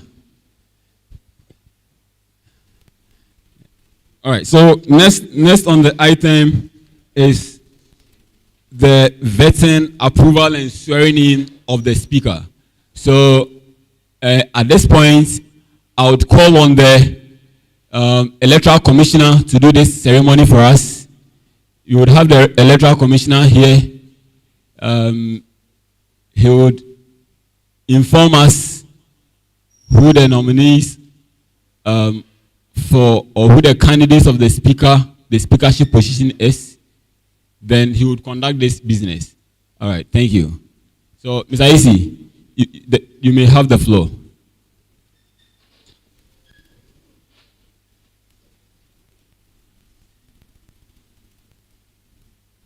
Thank you very much, Mr. Speaker. The Chair of the House. I'm the person of Boache Desmond Kwabena, the second Deputy Electoral Commissioner. Okay, so this afternoon, my mission here is very simple. Time has already been spent, okay? So as part of our responsibility or task as Electoral Commission, we are supposed to conduct an election for the Speaker of Parliament. So from the 6th of February, we open nominations for interested persons who would want to stand for Speaker of Parliament. And then the closure of this nomination would be 9th November, during which time was one person that was interested in the person of Miss Mary Gamo. Okay, and then she is here with us. Please, I would invite you to join me here as we proceed with this activity. So let's all welcome here Miss Mary Gamo. So before we proceed with the election, all right, and then as stated by the Honorable Frederick, that in Parliament is by simple majority. So it's a yes or no thing. And then besides, she's going unopposed. And you as well know, that's how the formality is. All right. Yes. So she will give us her campaign message. Okay. You listen to it, scrutinize it, and then after which you would ask her questions. Okay. But I would admonish that we are brief with the questions. Okay. Looking at the time. All right. All right. So I'm giving the speaker. The Chair of the House, Mary Gamo, level 300 medical student aspiring for the portfolio of Speaker of Parliament. Thank you for the opportunity. Mr. Speaker, Honorable Chief Justice, current SRC executives, honorable members of Parliament, esteemed student body, ladies and gentlemen, In the realm of parliamentary governance, the role of the Speaker is pivotal, serving as the embodiment of democratic values and principles. As a candidate vying for the esteemed position of the Speaker of Parliament, I'm compelled to outline a manifesto that encapsulates my vision for the role and its impact on the legislative landscape of this university. First and foremost, my manifesto prioritizes the promotion of transparency within parliamentary proceedings. Transparency serves as the bedrock of democracy, fostering accountability and trust among the populace. As Speaker, I pledge to ensure that parliamentary debates, decisions, and processes are conducted with utmost transparency, allowing members of the university unfettered access to crucial information regarding their governance. Moreover, I recognize the paramount importance of facilitating constructive dialogue among members of parliament. In a diverse society, divergent viewpoints are not only inevitable but essential for informed decision making. As Speaker, I commit to fostering an environment where all voices are heard and respected, transcending partisan divides to achieve consensus on issues of university importance. Fairness and impartiality are non-negotiable principles that must govern parliamentary proceedings. In my tenure as Speaker, I will uphold these values steadfastly, ensuring that each member of parliament has equal opportunities to participate in debate and contribute to legislative deliberations without fear or favor. In addition to promoting inclusivity within the parliament, I'm committed to championing the rights of the marginalized in parliament, that is the minority groups. Their voices often go unheard in traditional power structures, but as Speaker, I will strive to amplify their concerns and advocate for policies that address their unique needs and challenges.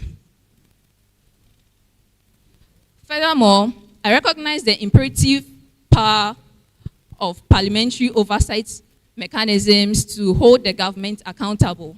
That is the current SRC executives. Accountability is the cornerstone of good governance. And as Speaker, I would work tirelessly to strengthen parliamentary scrutiny of executive actions, ensuring that executives are answerable to the people they serve. Finally, I recognize the importance of promoting education and awareness about parliamentary democracy. As Speaker, I will work to ensure that members have access to resources and information that enable them to actively participate in the democratic process. In conclusion, my manifesto for Speaker of Parliament is rooted in the principles of transparency, inclusivity, accountability, and engagement. If entrusted with this esteemed position, I pledge to uphold these values unwaveringly, working tirelessly to advance the cause of democracy and serve the best interest of this university and its people. Thank you.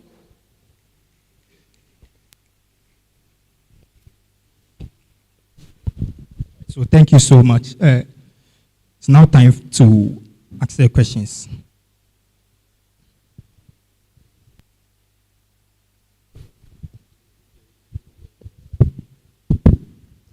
The Speaker of the House, Bryce Goku, is still the name. In her manifesto, she said she will amplify the needs of the minority.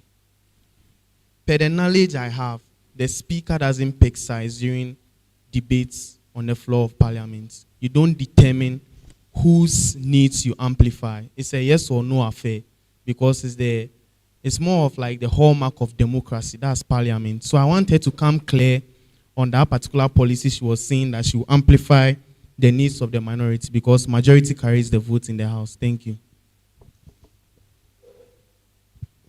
Thank you, Honorable Member, for the question. In my manifesto, I stated that I would advocate for the voice of the minority to be heard because their voice is often gone unheard in Parliament. And as Speaker of Parliament, I know I should be impartial, So what I would do is to go in accordance with the Constitution, which says that every member is entitled to raise a motion for the voice of that member to also be heard. That is what I mean by advocating for the rights of the minority. Thank you.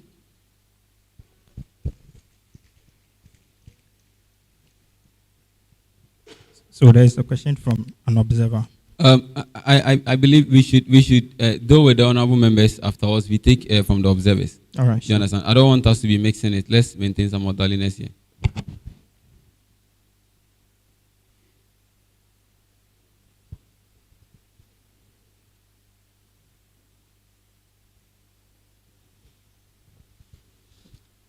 All right, Honorable Dinah. They chair the house. When you started talking, I've not seen you before. This is the first time I'm meeting you, and you only mentioned your name and then your course and level. I would personally want to know a little bit about my speaker nominee. Thank you.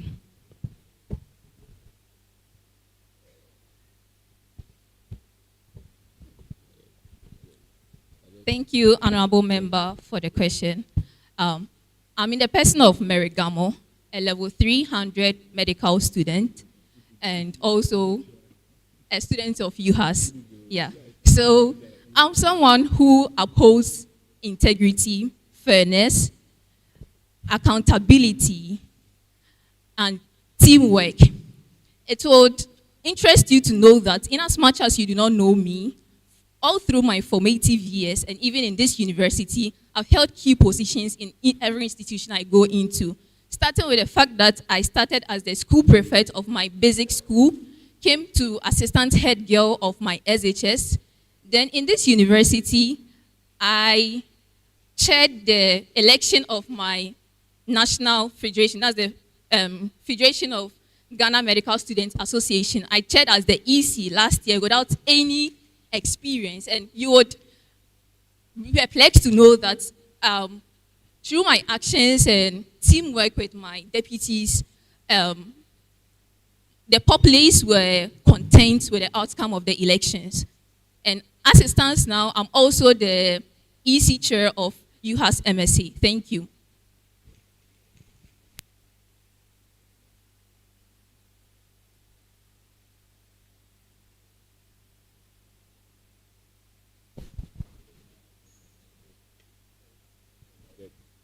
The chair of the house. I'm Michael Apia Danson, local Nooks president. Hohoi. To the speaker, to the nominee or the aspirant. Okay. Today we've witnessed a lot of things over here, and I can see that there's a lot of indiscipline acts between all of us over here. So, just a small question for you: how do you plan on installing discipline among the honorable members during business of the house? Honorable member, I couldn't hear the question. Forgive me. Let me understand the question. I need to understand so that if she gives an answer that is I'm not content, she would have to come again with it.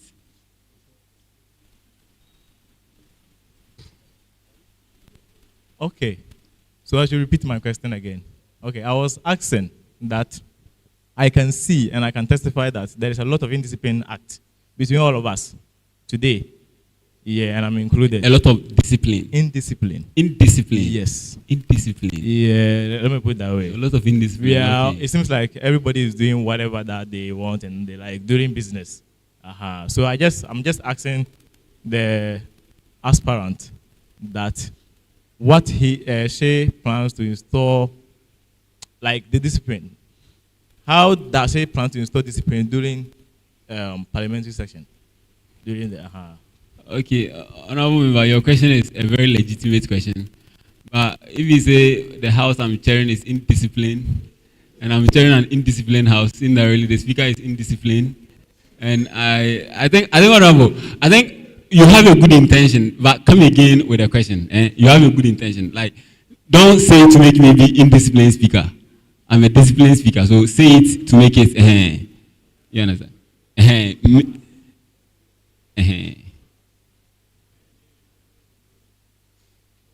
I'm not included.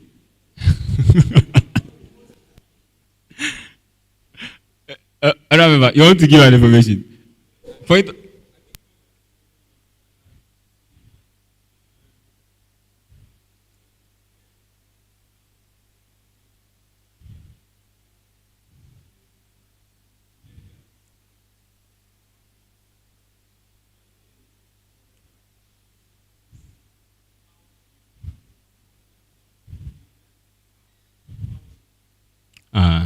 I think that's of a, I mean, it's a bit political. I like that.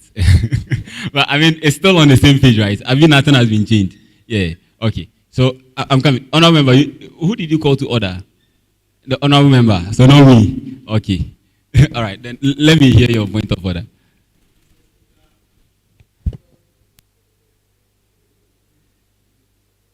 Honorable member. Okay.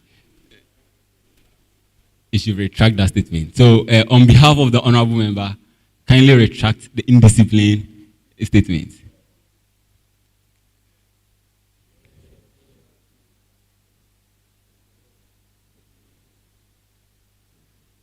All right.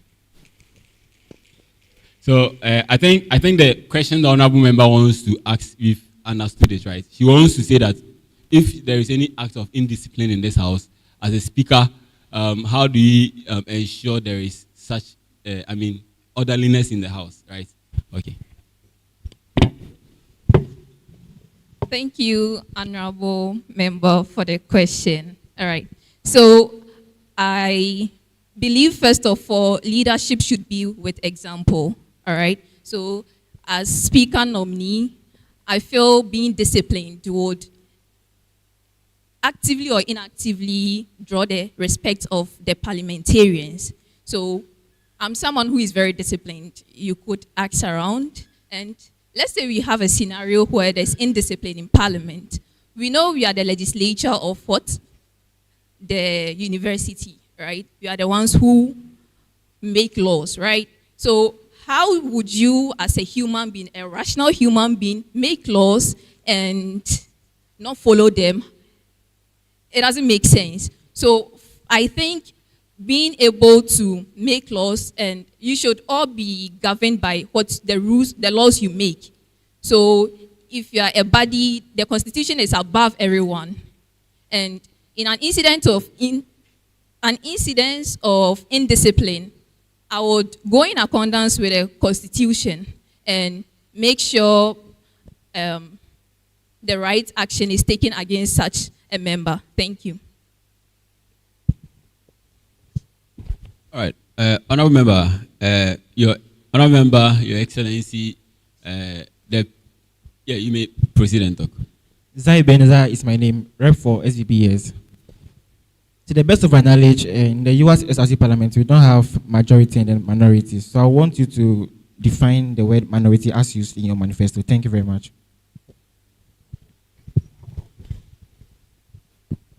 Thank you, honorable member, for the question.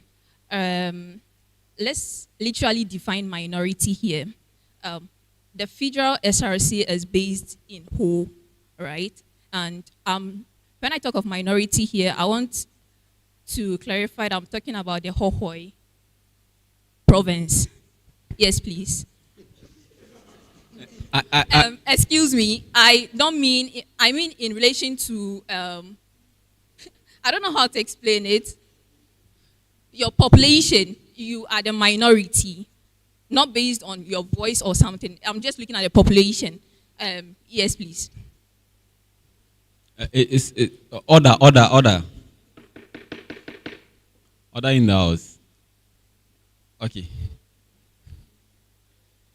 Mr. Izzy, is there any further question that you would want to take? Okay, honorable member. Thank you, Mr. Speaker. So my question is that in response to the Honorable's question, you raised, your answer was that you go in accordance with the provisions in our constitution in terms of whether there is indiscipline or maybe disorderliness in the house. So I want you to tell us which provisions talk about how to deal with issues of indiscipline and disorderliness in this house, which provisions in our constitution gives us that directive. Thank you. Thank you, Honorable Member, for the question. All right. Being new to Parliament and also being, I'm a person who is into learning. I really take a lot from people I come into contact with, all right? So I cannot specifically tell you a part of the Constitution. I can't quote verbatim. I don't have that much knowledge to tell you that. But I know that in a parliamentary setting, if an honorable member is going out of order, the speaker can call him out on it by a word of, the first thing is that he is cautioned, right? Then it proceeds from there, but I can't quote from the Constitution. So if honorable member can help me with that, or if there's nothing like that, you can let me know. Thank you. Thank you too for the opportunity to answer back my question. So there's no provision in our constitution whatsoever as to deal with disorderliness and indiscipline in the house. So but as a house, we have other documents, or we have other legal documents that guards maybe the administration or the duties of this house, which is the standing orders. So by resolution, the parliament can pass standing orders that is fit to the members of parliament at a point. So those are the rules and those are the laws that govern the duties of the house or the sitting of the house. That is why earlier when we had issues of the Ohoi reps coming in late, we suggest that moving forward, if parliament is duly constituted, we should penalize members of parliament who come to the house very late, because per the flyer, we're supposed to start at 9. I think we start around 12 or 1. So that is one way that we can, provide rules and regulations to govern activities of this house. And I have another question for you.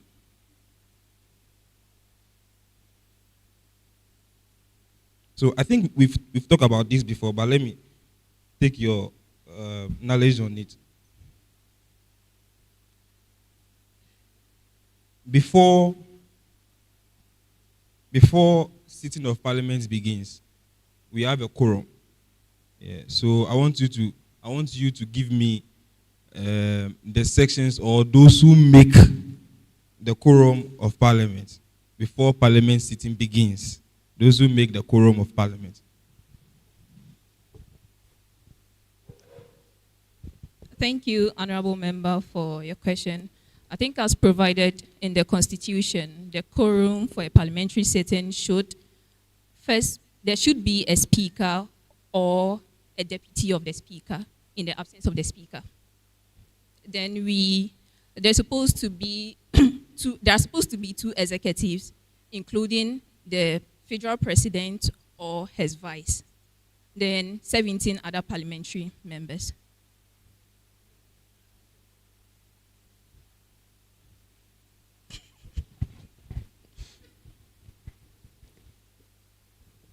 Okay. Is there any follow-up question to that? Is there a follow-up question to that? No, I think that doesn't make the quorum, and I'm very surprised that a member applauded to it. That doesn't make the quorum for parliamentary sitting, because that's an issue that we had. So according to, or in reference to the Constitution, Chapter 3. Article 10, Clause 3. The quorum for an SRC Parliament or the GA is the Speaker or the Deputy. Then we have two executives, that's the federal executives, which may include the President or the Vice. Then the third one, in as much as we've not constituted the JCR, they are also part, because we have the constitution of JCR now is at the management level. So very soon, we'll have JCR presidents in the school. So we should include them. So that omission is what you did here. Oh, okay. So I think I get the point honorable member is making with the quorum. Yeah. So even though we don't have the JCR, but they still form part of the quorum for Parliament. But yeah, regardless of the fact that we don't have JCR here to form our quorum, so our quorum is being formed without JCR, but they are still part of it. All right. That's okay. Please, any other question?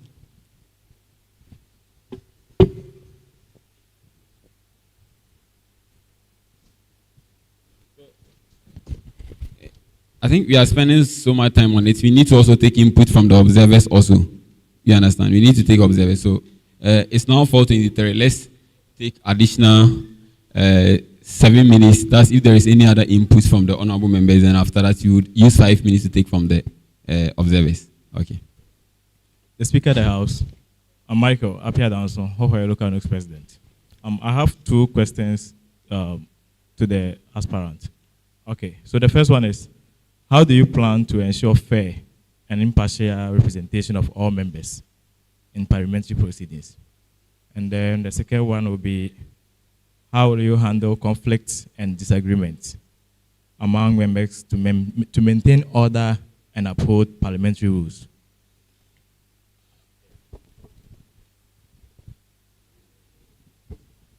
Yeah, the questions are, the first one, how do you plan to ensure fair and impartial representation of all members in parliamentary proceedings?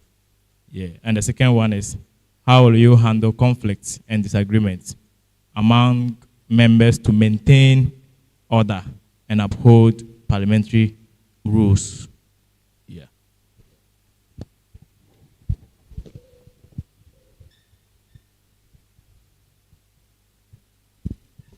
Thank you, Honorable Member, for the question. I think in my manifesto, if I'm not mistaken, I stated that I would be fair and impartial, and any layman would let you know that the Speaker of Parliament is impartial, is supposed to be impartial in parliamentary proceedings. All you have to do is listen to both sides on a debate or an argument and make sure that the voice of the majority in Parliament holds after deliberation. Then, in relation to your second question, how I would manage conflict and disagreement between members, and in my manifesto also, I remember saying that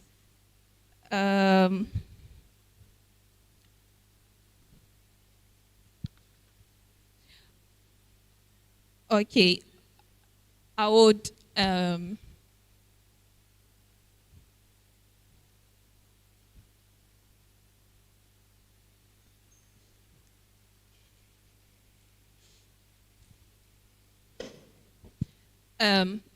if there's transparency in Parliament, I agree. I feel like parliamentarians would have the trust, would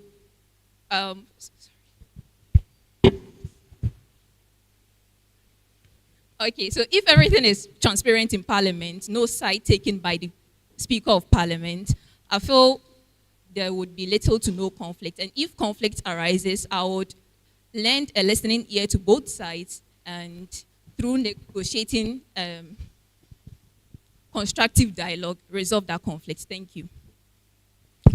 A follow-up to that question. So, young lady who is here to be the right honorable speaker, as a follow-up to the honorable member's question, how about this suggestion? How about if there is a conflict in this house, letting the arbitration committee do it so that I don't worry ahead over it and you are able to handle other things? How about that? What do you think about that? I agree to that. I agree to that. Okay. All right. So, is there any other question? We have about 7 minutes. So we have about 3 minutes to finish with the members of Parliament. If okay, Honorable Prince. Honorable Prince wants to ask a question.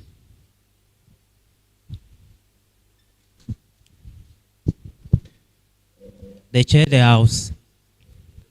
My name is Prince Dogbe, the chairperson for the Projects and Programs Committee.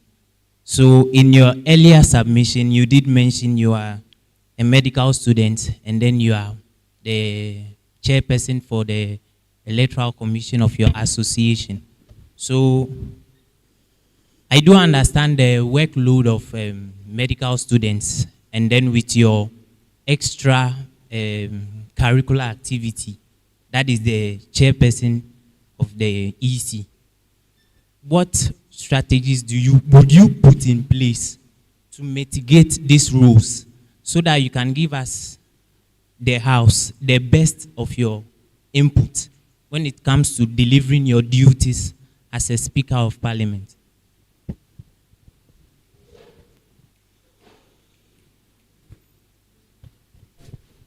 Thank you, Honorable Member, for the question. I think in my earlier submission to a question asked by an Honorable, I stated that I was very good with teamwork. Yes, please. I'm very good at teamwork. And in executing my EC duties, which come in the second semester, meaning this semester I would be free, and after this proceeding, based on your intuition and your knowledge, you would decide if I will be the speaker or not. I would work in conjunction with my deputies. Thank you. So, a follow-up to what the Honorable Member asked, I think it's a very important thing that we have to take note, because we might get to critical moments that we will need the availability of the quorum, even though, the deputy speakers will be there and others. I think in order to ensure that, because like I mentioned earlier, in the words of the Right Honorable Aban Baben, who said that he's the number 3 in Ghana, I think it tells us that that position is not a small position. So if this Honorable House would agree, we could ask the Honorable Member to resign from the positions that she's holding and maintain the speakership. It's something that is not, our Constitution doesn't say anything against, if I'm not mistaken, but for the interest of the House, I would want us to make such a call. It depends on us. If it is, it's a bad call, we can leave it. If it's a good call, we can take it. All right, Honorable Member. The Speaker of the House, I don't think the House should tread this route, because per what she's saying, she's the EC for the association or the federation. The association, and EC's work are not EC's works are seasonal, unless there is a dispute where you drag it, and then in as much as the Speaker of Parliament also acts outside Parliament, maybe represent us at NUCS, represent us at USAC, and at national NUCS or USAC and all that. That role that she's playing, as the Honorable quoted it as extracurricular activities, I don't think may infer in her duties as, as the Speaker. The previous Speaker that we had was Jefta Boatin, who was at a higher level, I think level 500, and did very, very well in the execution of his office, in as much as he was a medical student, and a lot was also demanded of him. So I think it's a bit of a rush if we judge, or we will judge their abilities or capabilities now by the positions that she sold. It will be a bit of a rush, because I can promise you that also members of Parliament seated here may also have other roles that they are playing, or other executive roles that they have. So will you say that maybe in the name of our Parliament, put down those roles and then focus on parliamentary this one? So if we target the Speaker alone, it will be very partial. Yeah, I think your point is, I think your point is well understood. Thank you very much. I really think that. I really think that. All right, so then we can take some. We can use about 3 minutes. I wanted us to use 5 minutes, but we've already spent 2 minutes of that time. So let's use 3 minutes to take input from the members of the observers, after which we would do the voting. The Speaker of the House, Ayikwenyere Akanwe Gabriel, an observer. So, I want to ask you a question. It has been bothering me for a while, since I was Chief Justice. The General Assemblies of both campuses, if you look well, last year, there was no General Assembly meeting for both provinces, both Ho and Hohoi. And we all know they are vital to promoting the democracy and dynamism we talk about as a house.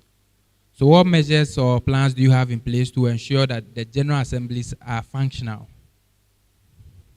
Because if you look at the Constitution, certain things, before they even come to this house, it has to pass through the GA before they even come to this house, but it's not done. So what do you have for your students? What plans you have to make sure that it happens? Thank you.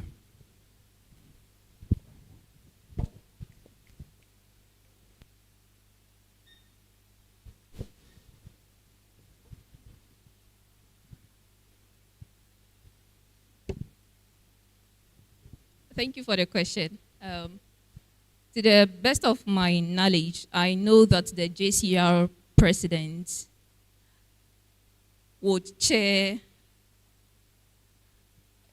General Assembly meetings. I don't know if I'm right or I stand to be corrected. So in relation to this, there is no smoke without fire. Yes, so if GAs have not been held for the past years, I believe that we should find the root. I would find the roots of that problem and work with those who are responsible for it and make sure it happens. Thank you. All right, so a quick follow-up. We have about 1 minute to do that. We have another number. So you make the follow-up question. Just a quick one.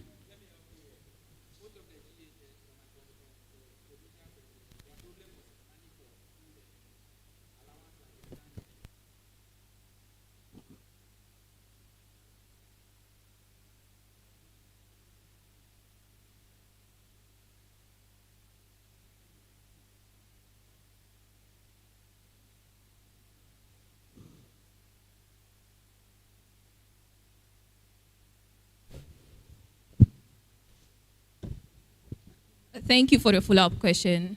On the spree of this moment, I'm not thinking of anything. But if you can suggest, I would put it into writing.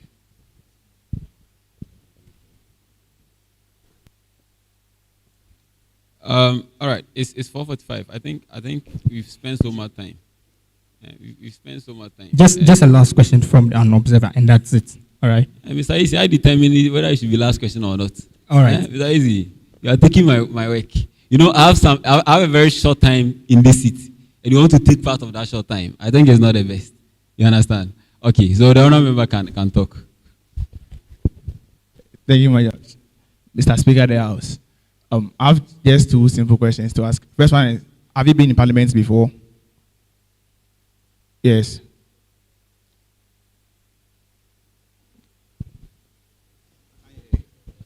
The first time in Parliament.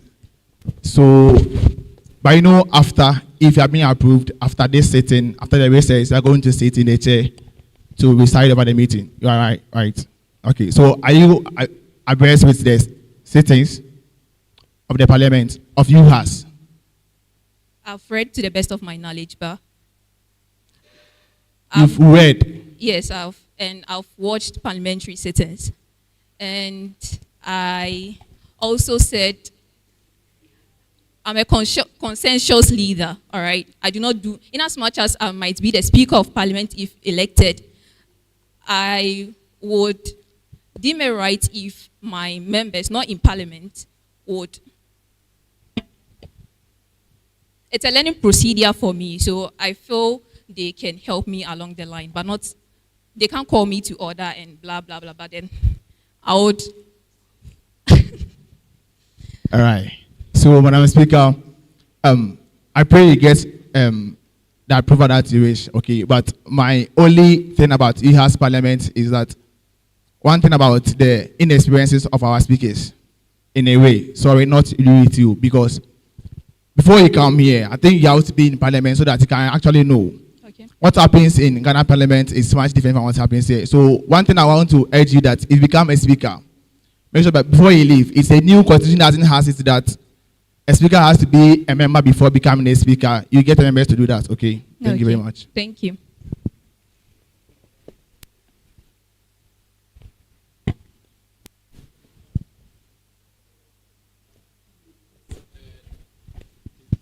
So at this point, we would proceed with the voting. So I'll present to those who have the voting rights. And then I want to infer with the Chief Justice those who have the voting rights for this very election in this House.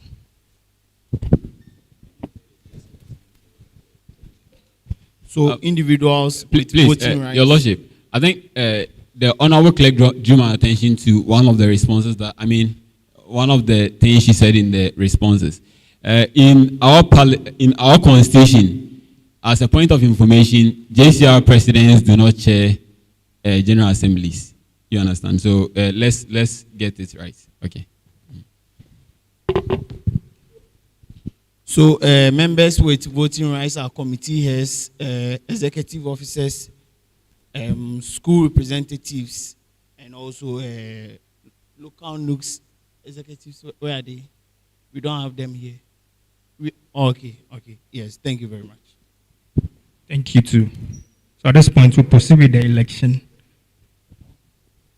So I would hand over to you a ballot sheet, and then it is inscribed on it yes or no by a simple application of a pen and then a tick. Just pick your side for her. All right? Thank you so much.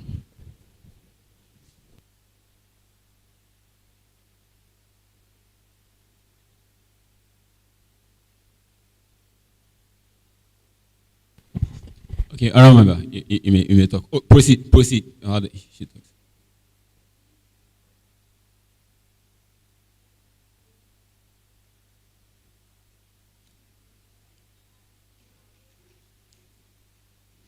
All right. Thank you very much. I think it's very true. Our dear lady deserves to sit down, just like all honorable members are sitting down. And point of information.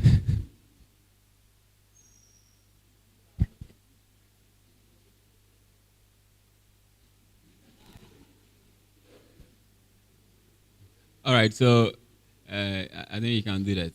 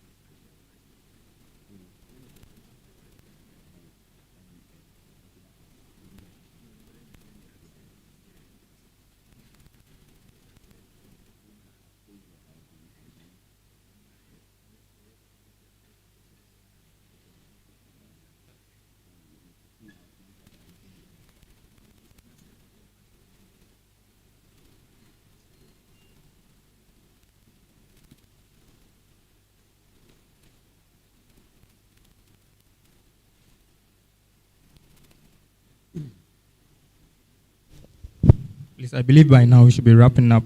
We should be done with it. All right.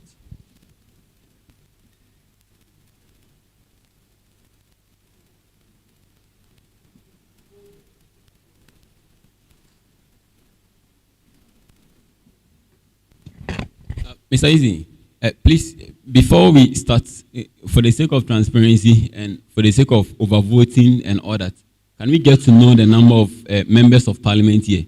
So that you expect that it matches with the outcome of the election. Then we don't have rigging of election here. To please the House, please can we just start by counting? I mean, those who have the voting right, just by 1, 2, 3, and then we'll just proceed with it.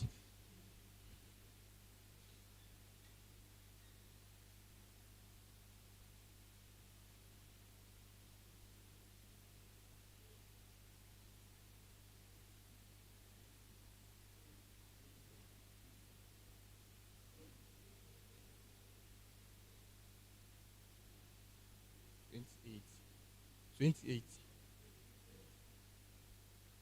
So you are 30. All right.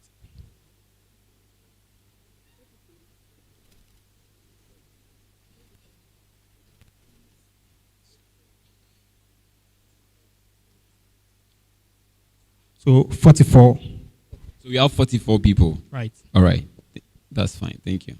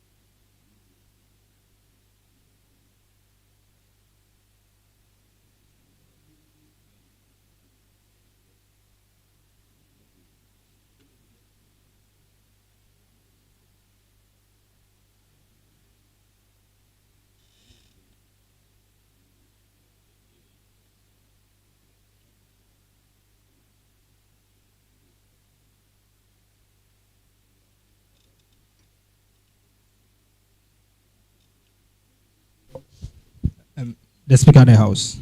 Yeah, Honorable Isi. Yes, please. So I'm done with the counting of the ballot sheets. And then out of a total of 44 valid votes, 43 said yes, and then one person said no. And by a simple majority, by the power vested in me as an electoral commissioner, I pronounce Ms. Mary Gamor as the Speaker of Parliament elect, ready to be approved and sworn in. Thank you. All right, thank you very much for this wonderful ceremony, Mr. Isi.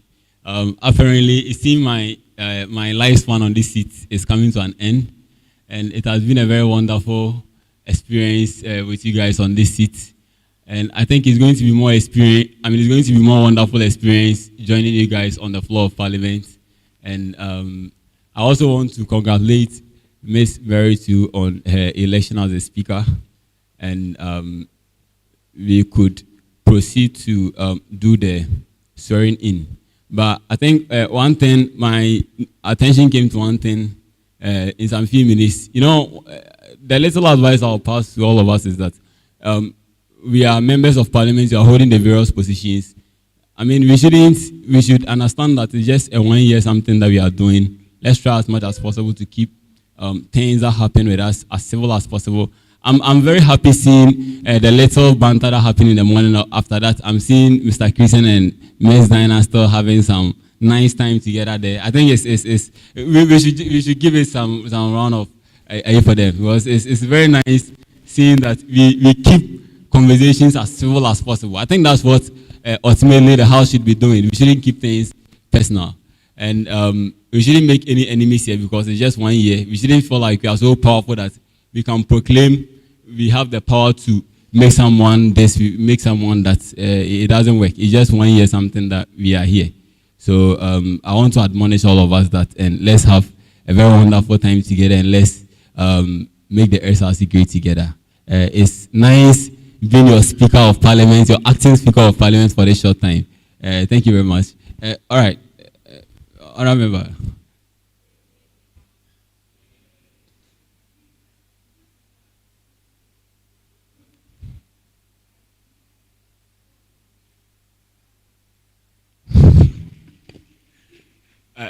I think that's very good. I mean that's okay, and we should do that because we've sat for quite a long time, and I think the refreshment is okay. So let's do the handing over. Let's do the swearing in, and afterwards we go on recess. When we come back, the speaker would assume this seat, coordinate the election of the deputy speakers. Then we do the clerk. Then we look at some few business for the day. Then I think you can draw the curtains to an end. All right. So, Your Lordship, you may perform this ceremony for us.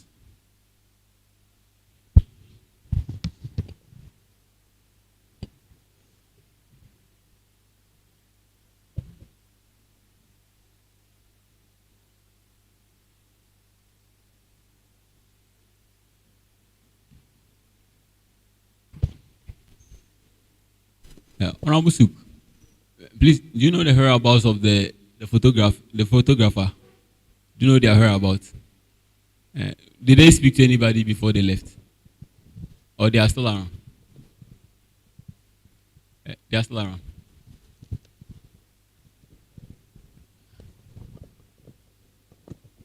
Honorable.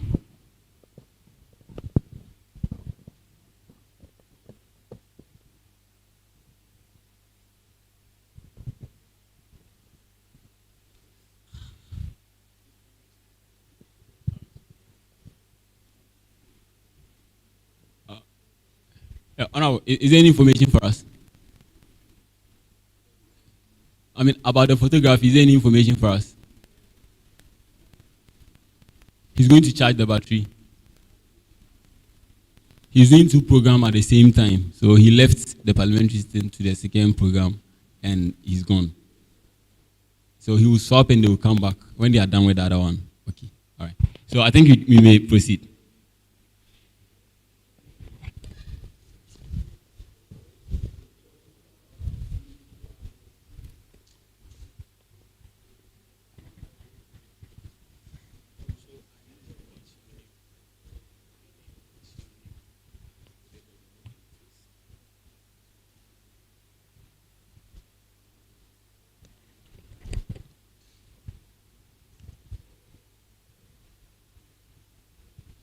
So from Schedule 5, affirmation for Member of Parliament, I,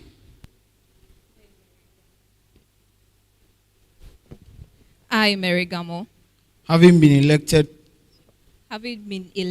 to the SRC Speaker of Parliament, do hereby in the name of God swear, do hereby in the name of God swear, solemnly, that I will bear true faith of allegiance that I will bear true faith of allegiance to the SRC Constitution to the SRC Constitution and uphold, preserve, protect, and defend the SRC Constitution and defend the SRC Constitution and expose with faithful zeal any act, commission, or omission, or any other matter that will undermine the said SRC Constitution. So help me God.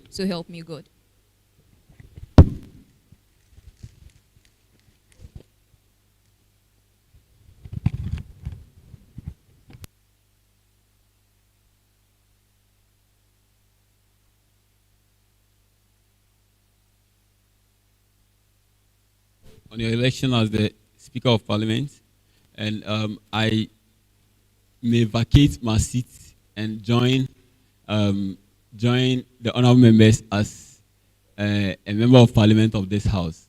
So let me.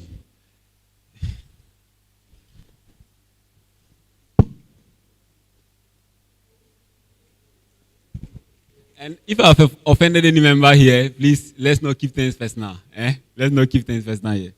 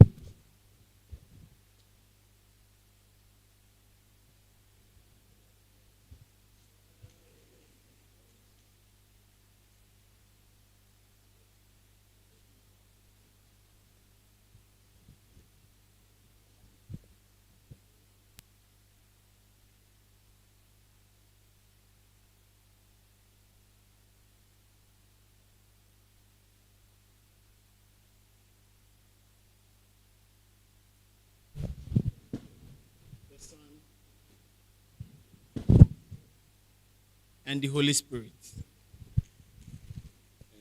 And last one, in the name of Allah.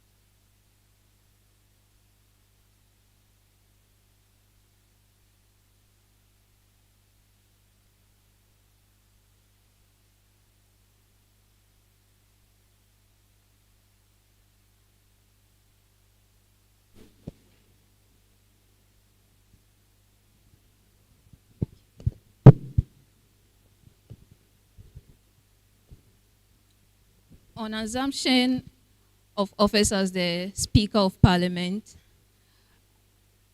I would move to the next agendum on the order paper, which is Speaker's welcome address.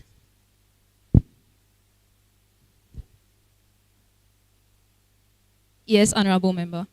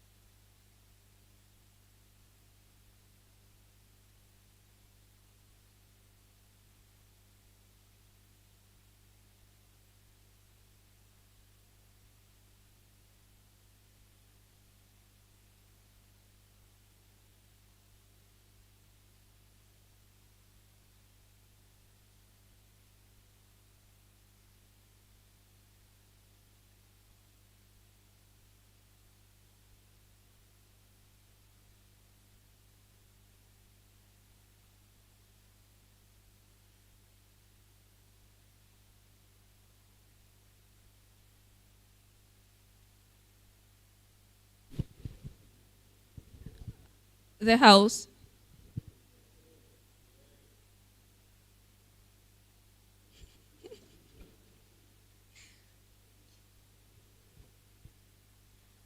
Those in favor of the House going for a recess should say aye.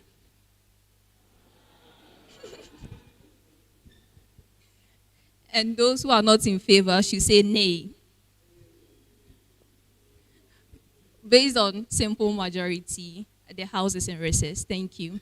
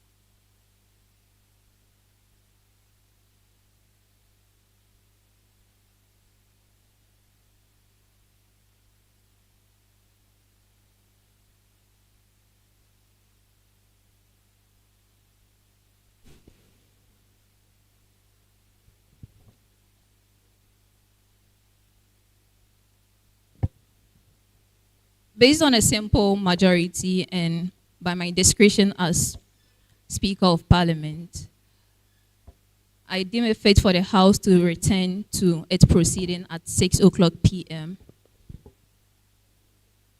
As it